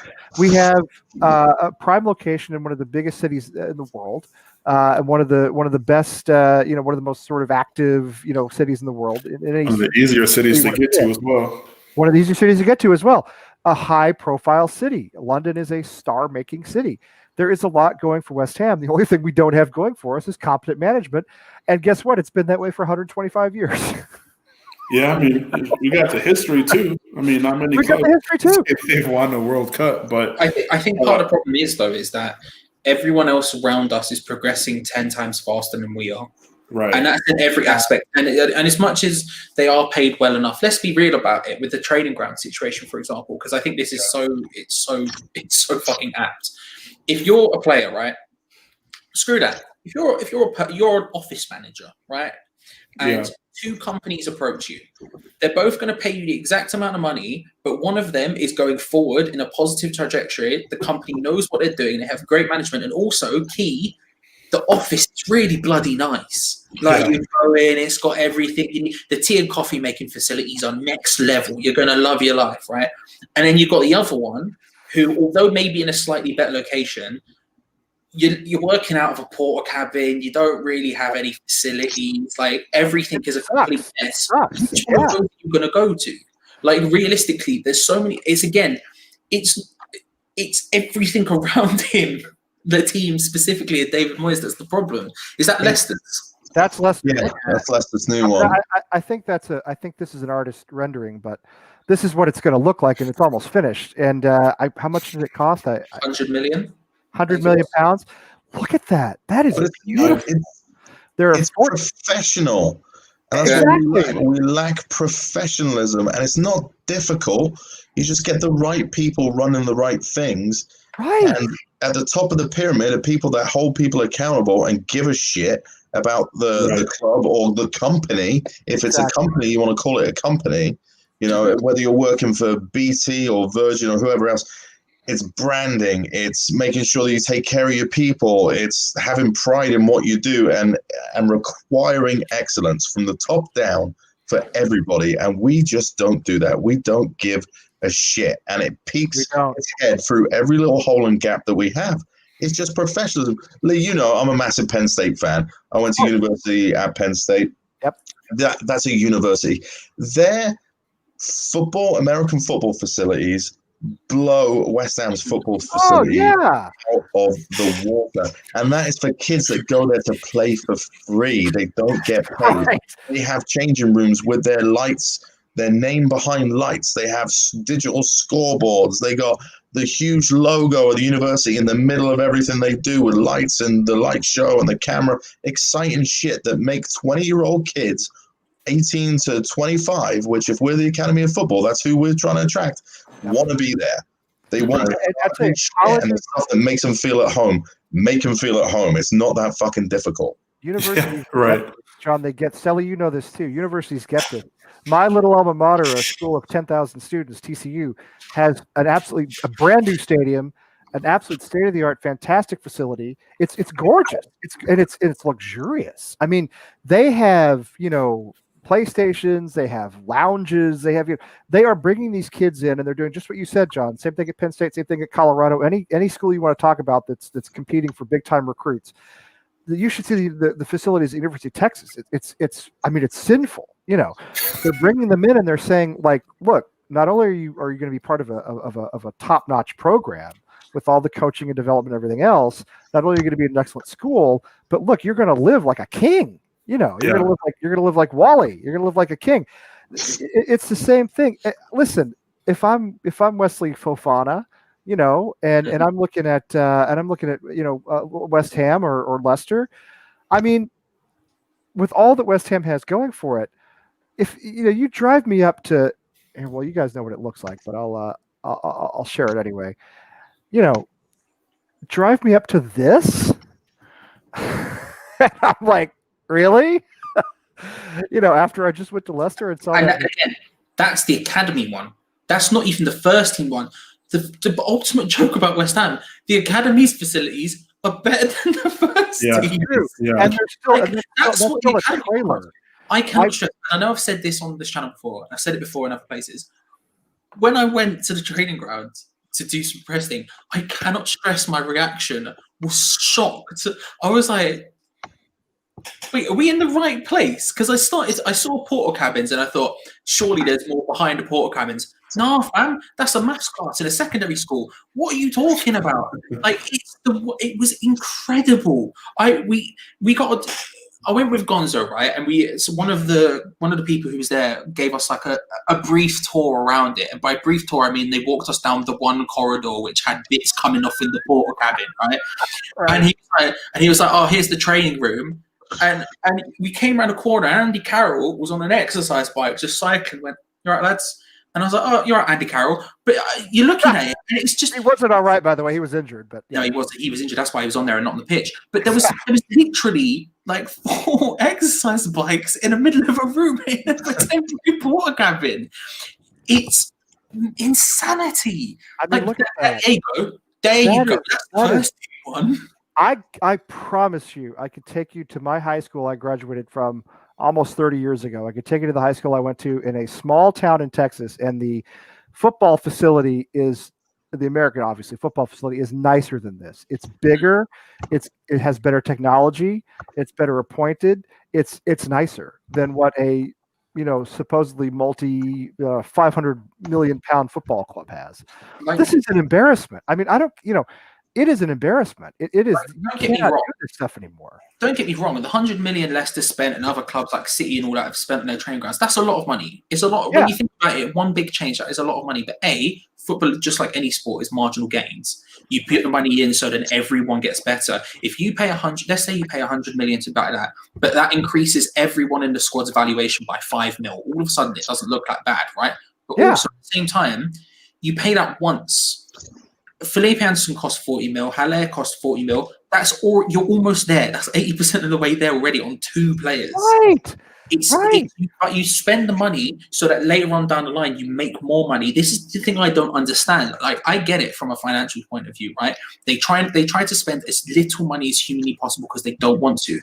Yeah. Surely the smart business decision is to invest in all the things you have so they all make more money down the line, and then you continue to make more money, as opposed to just looking at it right now and spending 40 million on a striker for one guy who wasn't even the right striker the guy wanted in the first place, and definitely isn't the one the next guy wants.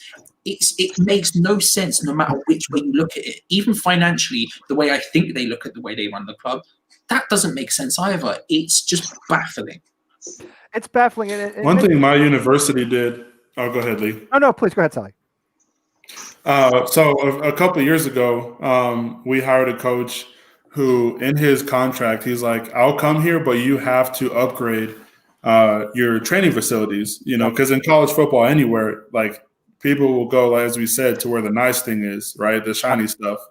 So pretty much what happened was it was all funded by donors, right? It's like $150 million or something like that, all funded by donors. And they built a whole new locker room and a whole new training building with a weight room that was like connected into the two, which was like an expansion to the stadium and all that stuff. But it's one of those things to where, obviously that's a big sore thumb, right? Like, you can't just walk into some place that looks like a rundown Planet Fitness and expect, you to sign top tier people, because at the end of the day, like, that might be a reason why we don't attract more people to come here, and don't get me wrong, the bowling was fantastic. It was a great stadium, but I think to go in great atmosphere, to where we needed to, to reach the trajectory we wanted to get, we needed a bigger stadium, and it was unfortunate that we couldn't add on to what we had, because I think, if you would have built up another tier to like where the chicken run was, we'd be set, but at the same time,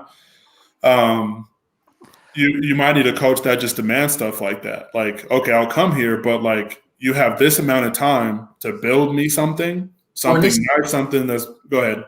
This is the grand joke of it all, is Pellegrini did do that. This is what it looks like after the upgrade. Pellegrini came in. Someone was injured. Into it, yeah. True, but in the in the physio room, we had a towel put up so the window was covered so people could see it. When he rocks up and he was like, "Yo, we've got to do something about this." This is what it looks like after those upgrades, and as Lee just said, he basically spent nothing on it. I love it. I think it's rustic. I think there's. The decor is just lovely. I think there's a bunch of people that probably took some pallets apart and just put them up for the outside siding. It's very modern. That's what people are going for. It's country chic. Yes, it's one of those things to where like the owners could be like, well, we did put money into a new facility. They can say it because they technically did. Which is insane. But they made a big deal of it too. They came up with a press release and they took all these reporters for the £4 million upgrade, and it's still a porta cabin. And meanwhile, Tottenham have $1 billion stadium, Leicester have $100 million training facility. Selly, Gary Patterson did the same thing at TCU. When Gary Patterson came to TCU 20 years ago, he said, I'll stay here as long as you want me. But because back then we lost, we were not a big program. We weren't in the Big 12. It was a different program. He said, I'll stay as long as you want, but you got to build a new stadium. And they did. They did the same thing. They built a new stadium. They got money from donors, and they opened it in I think 2012, something like that. Baylor just got a new one too. What that means, though, Lee, like everybody's looking for talent, right? And especially in football, our football more so than American football, there's so little room geographically between a lot of these teams. But the catchment area is now worldwide, right? How do you convince a kid from Romford to go to East London, to go to West Ham instead of go to Spurs?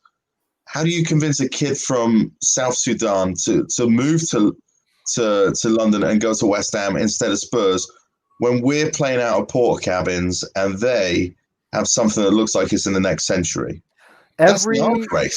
Every major sporting organization has realized this. I mean, and I'm talking about college sports here in the U.S., not just but professional sports. Every team has a brand new building or one that's not more than like 10 years old. The Garden in Boston is something like 25 years old now, and it's it's still very nice. Don't get me wrong, but it's one of the older arenas in the league, and the NHL and the NBA both, because as you said, it's about bringing people in and showing we're a serious organization. We're serious professionals. We care about your development. We want you to be comfortable. And listen, I mean, these are not, these kids are savvy. All right. It used to be that you could bring people in off the farm, or out of the coal mine and say, oh, I'm going to give you, 20 quid a week to play football. And that's great. You know what I mean? On Google Street View these days. You can't do that anymore. Right. I mean, now, just drive up to it. They're making all these comparisons. They know this is why every franchise in American sports either builds a new stadium or moves to somewhere where there's going to be a new stadium, because you have to do that now. And it's like that at the professional level. It's like that at the college level. Even high schools have gone crazy, and they can't. And most of them just have the students they have in town, but even they've gone crazy building facilities. These kids know they're smart. They're smart. They're not. Even if they aren't, they've got an agent next to them who is smart. Exactly. Right. Yeah. Exactly. Who's saying, like, why would you go play in a porta cabin when there's a £100 million facility, at a club that has won a title within the last 5 years? I mean, we're so far behind. I mean, realistically, that's why David Sullivan deals with agents when he doesn't need girls. Because he'll have some agents who know they'll be able to get as much money out of him as possible, and then they stay chummy and close to him, and then all of a sudden, every player we link with, you Google who their agent is. Oh, look, it's the exact same person that everyone. Oh yeah, it's that Salt House guy. Salt House, or before it's UK, or before it's this person or that person, and he just churns through it because they come in, they take all the money they can out of him, and then they go. And now, that's not a great practice for their players if we're being honest about it. But then again, they're there to make money and nothing else. Right. It's you can't carry. That's why everyone else is just breezing past us. Like, we can look at Wolves and we can say, well, they're backed essentially by the Chinese government. They've got the Portuguese super agent Jorge Mendes on their books. Like, we can sit there and make excuses, but we can also say, they have a squad full of players who are moving forward. They've got a manager who's moving forward. They've got an ethos that's going forward. They're investing in everything. They've got a new ground come in. They've got the training facility. They've got everything. Is it a reason? Yeah, sure, of course. But then there's also that as well. And every club around us is doing it apart from us. The easiest way to pay for a new training facility is whatever money you get for Declan Rice, there's your funding for it right there. I agree. That's how they built one of the stands on the Boleyn. Was the Rio Ferdinand sale, Charlie? You remember that? Yeah. They sold rebuilt one of the stands. I'm looking through all the Premier League training grounds and stuff. In Arsenal, they built theirs after selling Nicolas Anelka. Yes, I saw him play for PSG, by the way, in person. He said it. That was the game I went to in Saint Etienne. That Nicolas Anelka was leading the line for PSG. Anyway, I mean that's what the Browns did when they sold Rio Ferdinand. They built a stand on the Boleyn ground, which of course is now gone. And by the way, John had to go, so I should mention. Appreciate John being on as always, and we're gonna. Where's Kieran? I don't see Kieran here tonight, but anyway, we're gonna start wrapping up. So should we only have another hour or so? We're going to start wrapping up because I have to do some wrapping. I have to do some actual wrapping. He says he's got a call. Well, maybe he may be back. Well, we'll see. I have to do actual wrapping for the boys' Christmas, because tomorrow, as it turns out, is Christmas Eve. So, who knew? And Charlie, do what? Christmas Eve for me and Charlie right now. Yeah, we're firmly in Christmas. I could eat the last thing on my advent calendar. I won't because it will mess my stomach, but I could do. Oh, that's true. Ray, however, look at Ray. Ray wants to. And by the way, Neil already in almost Australia, Christmas. Neil, it's New Year's Day in Australia. So, and it's also 2027. That's the other thing. So yeah, he's 70 years old. So anyway, his word live from the set of Futurama. It's wild. Wait, does that mean it is? So Neil's birthday is Christmas Eve. Then it's not Christmas. It's not the 23rd because it's already the 24th there, and it was when we started. So Sure. when we started, I think you'll find it was 2012 when Sam Allardyce was. You know who halfway through the show. You know who I liked? You know who I liked as a manager? Seriously, you know who I liked? I'm not joking about this. Gianfranco Zola. I loved. Listen, okay. They didn't give him the squad he needed. It was different owners. Right, I often bring up the fact that he has the second worst managerial record at West Ham. I neglect to mention every time. Don't tell me this. I neglect to mention that Zola has the worst record, but I refuse to. I ignore that because he's Gianfranco Zola, and I don't care. And I really like Gianfranco Zola as a manager. He played the style. All the players he just they loved him. You talked. Listen, we've had Jack Collison on here. We've had Matt Jarvis. We've had Matty Taylor.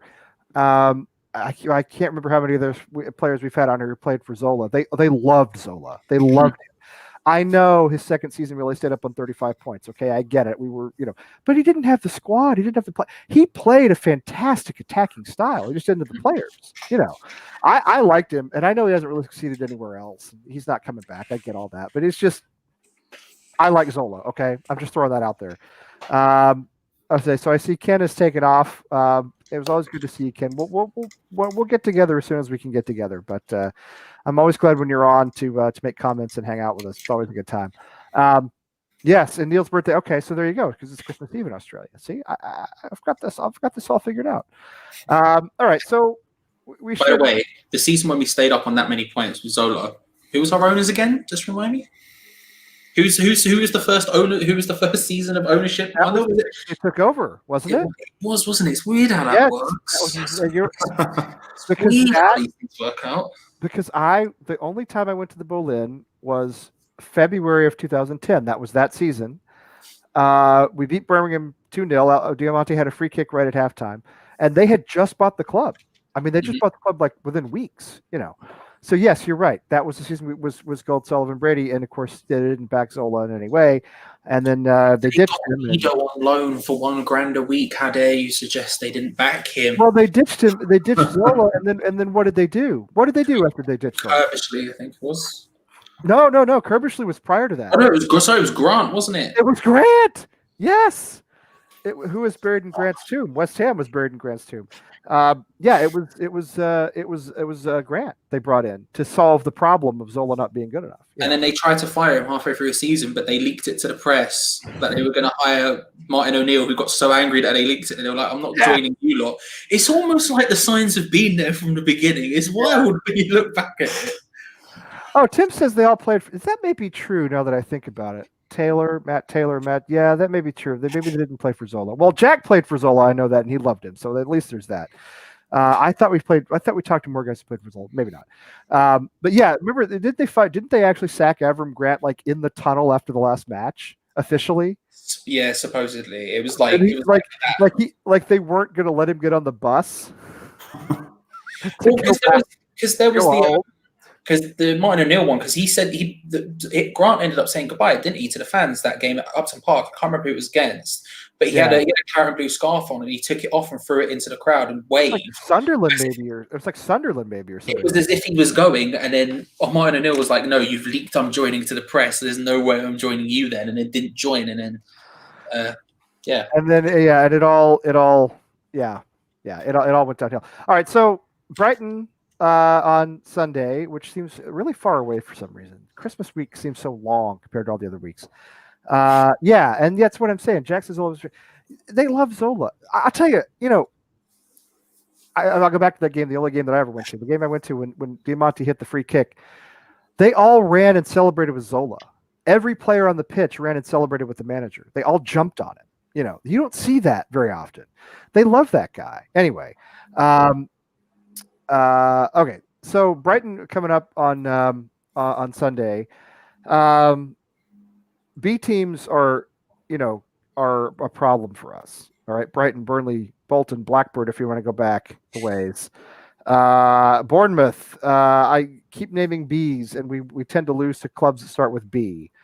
So keep that in mind. And what do you think? Who do you think we're going to have? I mean, how do you think we line up? Who plays? Do we do the 5 at the back, 4 at the back? Who plays where?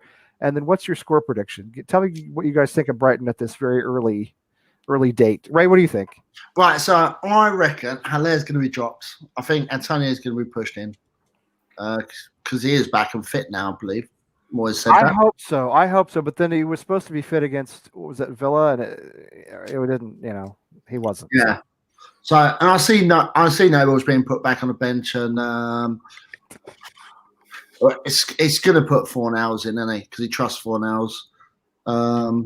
It's not a bad game for Fornals to play in, to be fair. So I think it'll be all right. But we're going to be playing the 4 back, 5 in mid. I think we will too. Yeah. 1 up front, or 4-3-3, however you want to write it. But I think we're going to beat them. I don't see us not winning against them. So I think it's going to be. I said it on the preview with Charlie last week. I reckon we're going to lose 2-0 to Chelsea. So this week, I think we might win 2-0. I'm very confident in the win. Yeah, I mean, Charlie, what do you think? Yeah, I agree. I think it's the game. I think the game is perfectly set up for us. I think Brighton. I always go on about style matchups. I think Brighton are a perfect matchup for us. They try to dominate possession. They try to go for you. They try to be a bit more aggressive in the play. I like Brighton a lot. I like a lot of things about Brighton. I like their manager a lot. But I think it's set up perfectly for us. If we had Masuaku fit specifically, I would say this would be a breeze, 3-0. I wouldn't even be concerned about it in any way, shape, or form. Yeah. Playing 4 at the back worries me a little bit more, but not enough to where I think Brighton are going to get anything from the game. I think this is ours for the taking. I think if we don't come away with these points, we should be a bit ashamed of ourselves. Brighton are what? I don't know if they're in the relegation zone, but they're damn close to it if they're not. Yeah, they're struggling. They're struggling. Although they had a bit of form, I think, recently. But okay, I just think this is ours for the taking. I think we can see. I think for what it's worth, I think we go to 4 at the back. Still, I think essentially we go back. So we play a 4-2-3-1. We'll bring Ben Rama back in, or potentially Lanzini if he's fit. Fornals will start on the left. It'll be Bone on the right. It'll be Haller up front. I think if this was the first time, I said this on Friday Night Lights, I think if this was the first time that Antonio was injured, then Moyes would have rushed him back for this game, but it's not. He rushed him back for the last one. It went wrong. He has to go back again. I think this time he waits until he's fully 100% ready, and then he brings him back in. So I suspect Haller starts up front, but even given all of that, I still think we've got too much of them. My guess would be, I think Brighton might score, but 2-1, 3-1, something like that. But I think I'd be confident and happy with the way we perform in this one. They are 17th. They have 12 points. Okay. They have only a goal differential of -6. That's really not too bad for 17th. Yeah. 2 wins, 6 draws, and 6 losses. 2 wins. It's been rough. Let's be honest. I mean, their form. Then I'm looking through their stuff here. They beat Villa on November 21st, and they beat it looks like Newcastle way back in September, and that's it. So, and the thing is Brian, I like a lot of things. I really do like a lot of things about Brian, both as a player and as a football club. I like a lot of things. You just look at like some of their players. I mean, you're talking that kid Connolly they've got up front, I think is really good. You've got Mopé, who obviously came from Brentford. I think he's really good. I really like Pascal Gross, but I don't think he's quite done it in the Premier League. I mean, they've got Basuma, who I think is an excellent player, who I would be very keen to have at West Ham. They've got a lot of really good things going at Brighton. Yeah. It's just a case of when you look at a team and you think, oh, they're better than the sum of their parts. I think right now are kind of performing at the sum of their parts, unfortunately. Yeah, that makes sense. Too many, not quite good enough players. But they've got are really good. I'm cheating. I'm looking at this, so don't think I just know this stuff. They managed to draw with Liverpool back in late November, but last 4 games, 2-1 loss to Southampton, 3-0 loss to Leicester, and really probably the most damning, the last 2 games, 0-0 away to Fulham, 1-1 home to Sheffield United. It's not great. You know what I mean? Even we were scraping wins against those teams. Come on. Well, yes, that's true. We were, but we did, at least scrape them. And by the way, they equalized against Sheffield United in the 87th minute. They were struggling. So, anyway, Sully, what do you think is going to happen? Yeah, I'm pretty confident in it. Mainly because I think our form recently has been pretty good. I mean, even the games that we lost against Chelsea and Manchester United, we played well enough to. The Chelsea game, I think we played well enough to at least get something out of that. We just couldn't find the touch in the attacking third. Yeah. Well, technically we did twice, but yeah. At least with Bowen. Bowen's goal was a goal. I mean, it was. Sure, yeah. Bowen, that was bad, But, I think the team is playing confidently still. I don't think that there's any frustration in that. I mean, it's a frustrating loss recently, but I don't think you take that one loss and it, completely shadows the entire season. Right. I think it would be great to get a win, just to get back on that side of things, especially with a game 2 days after that. That's the other thing is that you got to turn it right around. And that's isn't it Southampton 2 days after that? Yeah, which makes me think that the lineup for Brighton might be a little funky. Yeah. And I honestly think Antonio's going to start one of those 2 games. I think because you're not going to start Haller, twice. I don't think in 3 days. But at the same time, I don't know. I mean, I'm confident we should win, but I know it'll be ugly. I think Brighton just play physically. Like I said, we kind of struggle against the Bees, and we haven't beaten Brighton honestly in a while. Yeah. But last year we did pump 3 against them, but we let them come back into the game. Oh, that game was on us. Torture. But, one of the worst games of the season. Torture to watch that game. Yeah. Yeah, but I mean, we should take the fact that we can do that to them and just do it, just not let them score. But we'll see. I mean, I'm not too nervous about anybody in particular on their squad, but we just have to do it, because I wouldn't. This is one of those games too where it's like, oh well, we play down to competition and we'll lose, but. I mean, it'll be a good test for us because that Southampton game is not going to be easy. Yeah, and that it's hard when we do these shows and you have 2 games before the next show, like this time of year. It's hard. I mean, it's hard for me to talk about Southampton because we don't know. We'll know a lot more about that game once Brighton's done. You know what I mean? Right. Once you see the starting 11 for Brighton, you get a better idea of who's going to play against Southampton. You see the performance against Brighton, you get a better idea for how Southampton's going to go. It's just hard to look 2 games in advance like that. I'm like Foe. I never pick West Ham to win because it's a jinx. I will say that this is really the type of game where we should have 3 points. It really is. I mean, it just is. Let's be honest. I mean, even if we have to play 4 at the back, even with Allaire up front, I think we should have the quality to get past Brighton. Not making a prediction that we will because I can't do that, but I think we should have the quality to do it. I don't think anybody keeps a clean sheet. I think both sides score, but if we can't pull 3 points out of this, we really have to think about where we're headed. And the way we've played this season, I mean, honestly, it's weird for West Ham. But if you look at how what our pattern has been, we've been losing to the big name clubs, even Arsenal, who are not any good this season. We lost Liverpool, lost Manchester United, lost to Arsenal, lost to Chelsea, but then. The mid-table, everybody around us, we've had better results. Palace was kind of a disappointment, but we managed to draw. Obviously, beat Sheffield United and Fulham, and then of course Leicester and Wolves earlier in the season. So, if the pattern holds, then this is a game we should win, and we should win like 3-1 or something like that. Well, conversely, ironically, I think we played better in the games against the big teams than we did against the smaller teams.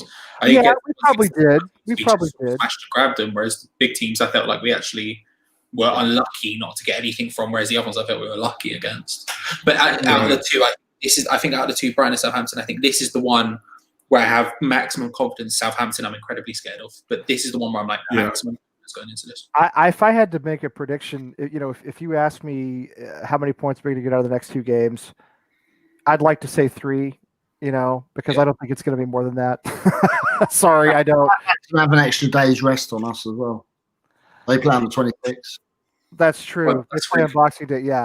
Yeah. I mean, it Southampton. That's what I would put. Southampton they're excellent. They're really good. So I think if Moyes is going to target 3 points from any of these upcoming games, this is it on Sunday. This is where we need it. And if we don't get it, I think we're kind of in some trouble, actually. Not relegation trouble, just momentum wise. You know what I mean? You have to wonder where we're going. So hopefully, by the time we come back in a week, we'll have something good to talk about, better to talk about than this time. Yeah, so okay, so I promised everybody it wouldn't go over an hour and a half. Who's counting? This is elite hour and a half easy. This is for me. It's like this is only 20 minutes for me. So time doesn't start until your intros end, Lee. So that's just all the 20 minutes. Need to get Big E on the intro, mate. You have an intro, don't you, Ray, for your show? Didn't you do an actual bespoke thing? Yeah, that's the person who did it for me, Big E. That's what I said. He's a wrestler, he did it for you. Okay. WWE. Are you telling me you wouldn't recognize WWE wrestler Big E, Lee? Are you telling me? I didn't. To be honest, I didn't hear what he said.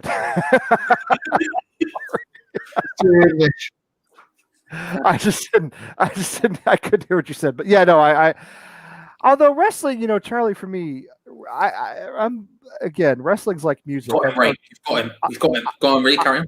I'm much better with wrestling if you're talking about it from the 80s. Of course. So, Of course. Listen, we could talk about the Von Erichs. Listen, that's the next hour and a half is the Von Erichs. Let's go for it. Well, I'll tell you, Charlie, they used to do these tours around local high schools. Did you know they did that? They came to my high school. I didn't go. My parents didn't like wrestling. My dad didn't like wrestling. And because he went one time to the Sportatorium in Dallas, and it's a rough place. You know what I mean? And he didn't like it, so we didn't go. But everybody else I knew went. So yeah, and they were. I mean, we had this is the most Texan story I could think of. We had a guy come to our church that I went to when I was growing up to do some sort of church revival, and he was like a former wrestling announcer, like a Mean Gene type of guy, but he was from like the Mid South, or I don't remember his name. I don't remember who it was, but he had turned into a preacher, later in his career. So, and he came and all the people showed up and were asking him all these questions about all these wrestlers. And, it was a very Texas experience. But yeah, the Von Erichs, great American tragedy, in all honesty. Not great, but I mean, great in terms of the volume of it. Terrible American tragedy, the Von Erichs. But anyway, it is almost Christmas Eve here on the East Coast. And do you guys got anything else you want to throw in before we blow the final whistle? One last thing. Royal Rumble to London. Come on, Royal Rumble. Come on. Post Rona. Let's get it happening, guys. Put WrestleMania at Wembley. I don't know why that hasn't happened yet. That'd be fantastic. Maybe we got that would be fantastic at the old Wembley. 93,000, I think they announced it as something like that. Then you get a new Wembley. I mean, you just fill it. It would fill up. Let's do it. Let's get it going. Why are we wasting our time here, ladies and gentlemen? Look, SummerSlam, sure. Reviews in Saudi Arabia, you can have one in England. I mean, it's royal. It should be in London, right? Thank you very much. I agree. Yeah. That's exactly. It should be, did you guys watch The Queen? Did you watch The Queen? Not the Queen. The Crown. The Crown. Did you watch The Crown? No, I didn't watch. It's good. You should watch it. It's good. I'm not saying I've just not watched anything about the past 5 years of my life or something. I understand that. Well, my wife and I got through it. It takes us a while, but we got there. I thought it was pretty well done, actually. Royal Rumble to London. In between us. Do what? Watch the In Betweeners. Anyway, that's a fantastic. In Betweeners is a great show. Yeah, In Betweeners is a great show. Yeah. And then what was that one, Ray, that was set in Liverpool and Robert Perez's wife was on it? A packet of crisps or something like that. 2 pints of lager 2 pints of lager and a packet of crisps. Robert Perez's wife was on 2 pints of lager and a packet of crisps. That's what somebody told me. Yes, that the dark-haired girl. She kind of had brown hair. Anyway, I could be wrong about that, but that's what somebody told me a long time ago. That show was on like 20 years ago. And they said that somebody told me that Robert Perez's wife was the I don't know. It was awfully hard to understand what they were saying anyway. So I don't know how you do it, Ray. I don't know how you do it living there. Apparently, he's had multiple wives, so it would take me a while to research that one. Apparently, had Well, that would he is a Frenchman after all. That wouldn't surprise me, So he's I'm sure he's gotten around a little bit. Yeah, one of them was, I guess, married to him at the time. So anyway, you can that'll be your little project over the holidays. Look that up. Get back to me. I'll count it. So yeah, tell you what. Let's take 5 more minutes. What is your Christmas wish? What is your Christmas wish for West Ham? What is your Christmas wish for West Ham? Yes. What, realistic or realistic? Yeah, don't. Yeah, I mean, Bill Gates is not buying West Ham tomorrow. Yeah. Mark Cuban is not buying West. That's the one. That'd be my choice. Mark Cuban is not buying West Ham. So while you're doing this, I'm looking up Robert Pires' wife. I'll go first. I'll just say some semblance of competency. Fantastic. He said realistic. Dream big, Sully. Dream big. Yeah. No, I mean, hey, you got to shoot for the stars. It's Christmas. Only happens once a year, so I'm gonna make it count. That's true. That's fair. Okay. Well, my wish for Christmas, and this is a bit of a sad, soppy one, is I just want the fans to get, if they don't get back in the stadiums this transfer window, they get looked after next season and let them back in the stadiums ASAP, because we need to get something going. I want to go back down to the boats and see Charlie and get wankered. I want to go over. I want to go over to take my boys over. I don't want to go over to a couple of games and make a proper trip out of it. So yeah. It's getting weird watching sports without fans. All right, it's really getting weird. It's like it's hard to do. Football is the only sport I'm really watching in any serious way right now. Even American football, I'm kind of in and out on it because it's like, I don't know. It's like they're practicing. It doesn't. So anyway, Charles de Walsh, what's your take? All right, let's go positive, right? And completely against my character and judgment. David Moyes gets a mid to long term contract, and they actually give him some money to spend in January to try and get him as high up the table as humanly possible. Bless you. God bless you, every one of you. Yes, it's a Christmas miracle. It's a Christmas. Yeah. No, it is. But listen, it only makes sense. All right, it's a pragmatic choice. You know what I mean? Charlie says 4 minutes. Yeah, well, it was going to happen. Now I can't find. I am not able to confirm that Robert Pires was married to one of the actresses on. And I'm thinking that maybe that is in fact not even true. So I'm upset. I'm upset and disappointed by that because I wanted it to be true. But he's married to some French woman, and I don't think that girl with the Liverpool accent was French, so that seems unlikely. Liverpool accent be French, or will we give it away? It's not the worst. The worst accent in England is the Geordie accent for me. I can't understand a word they're saying. I went to a theme park. It was what's it called? I can't remember the name of it, but it opened up a new roller coaster called the Smiler, and it was near where Stoke plays. It was not too far away from their stadium. And I swear there were some kids walking around that their accent was Northern England to the lower parts of Scotland, and you couldn't understand a damn thing they were saying. It was hilarious to me. Not a word. Absolutely not a word. I tried to chat with a Geordie in a bar one time, and I was like, he could have said anything. We could have been speaking Swahili. I don't know. I have no idea. Scotland. Edinburgh is not too bad, but you get up to Glasgow, and it's another one where it's I don't know what they're talking about. Right. Yeah, it gets a little ugly. All right, I'm not. This is. I don't think he was ever married to anybody in 2 pints of lager and a packet of crisps. Well, that is very disappointing. Anyway, do we know who we're being linked with in January? Everybody. Nobody. We don't have any money.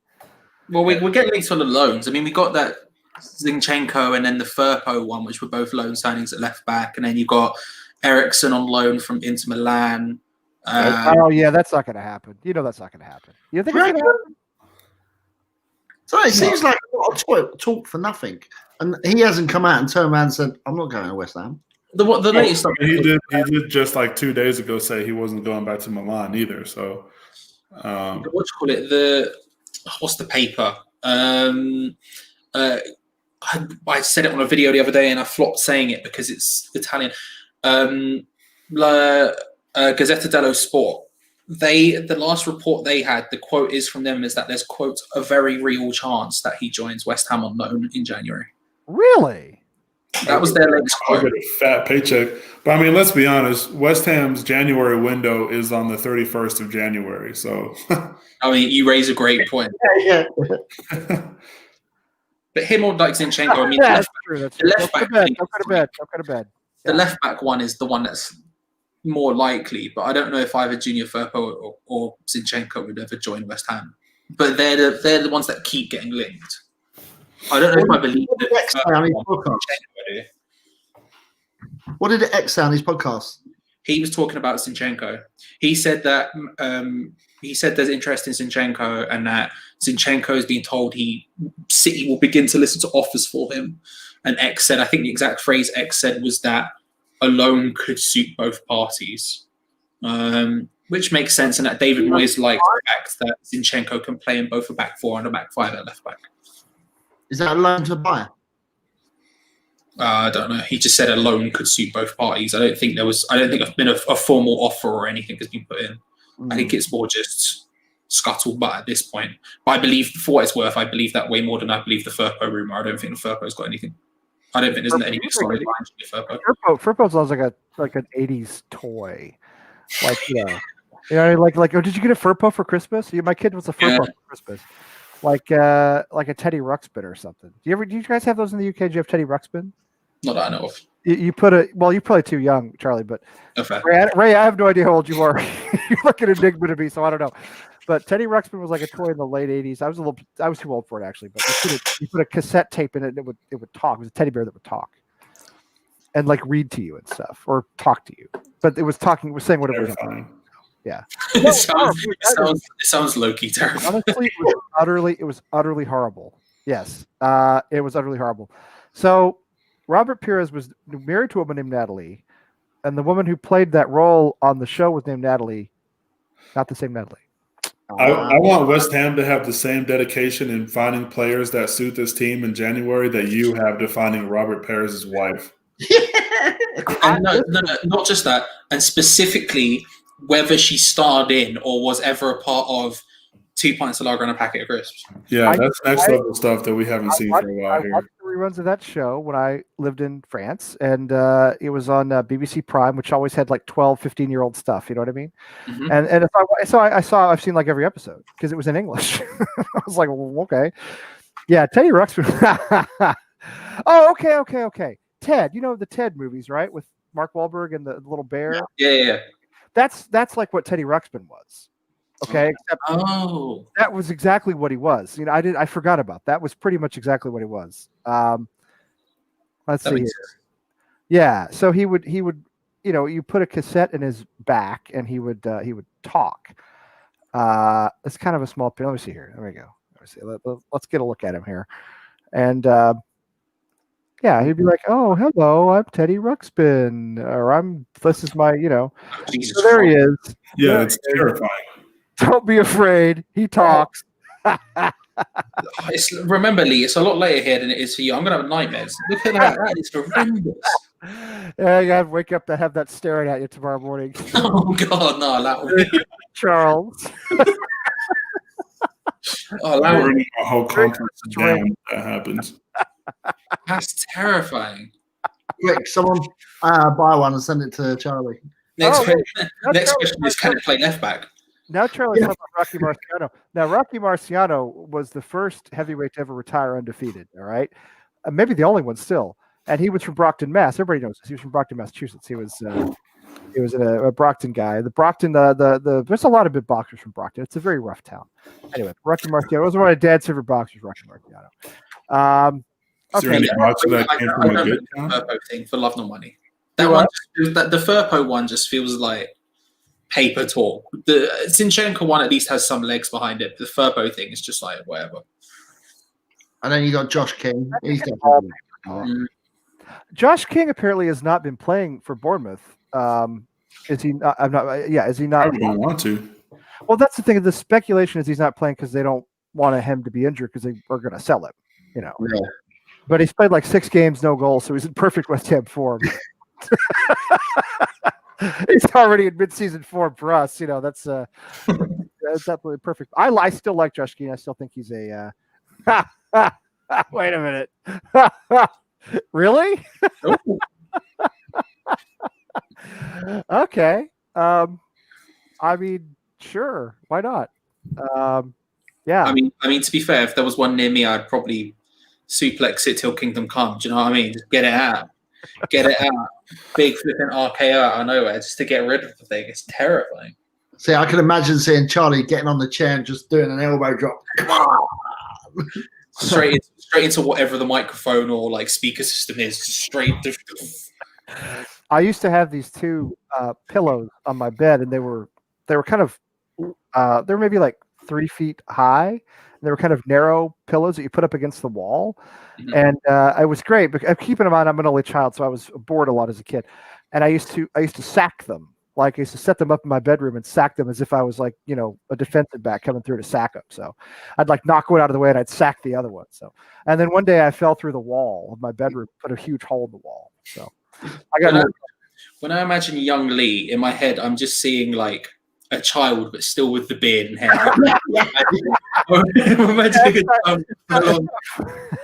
That's not far off. Yeah. I can't imagine it. It's just in there in my head. I can't see it. One of these days I'll find you a picture of when I was living in Paris and I had the buzz cut and it was clean shaven and it was very different. I don't believe those photos exist, Lee. I can't. They're hard to find because there were very few pictures of me from when I lived in Europe. Seriously, I just didn't.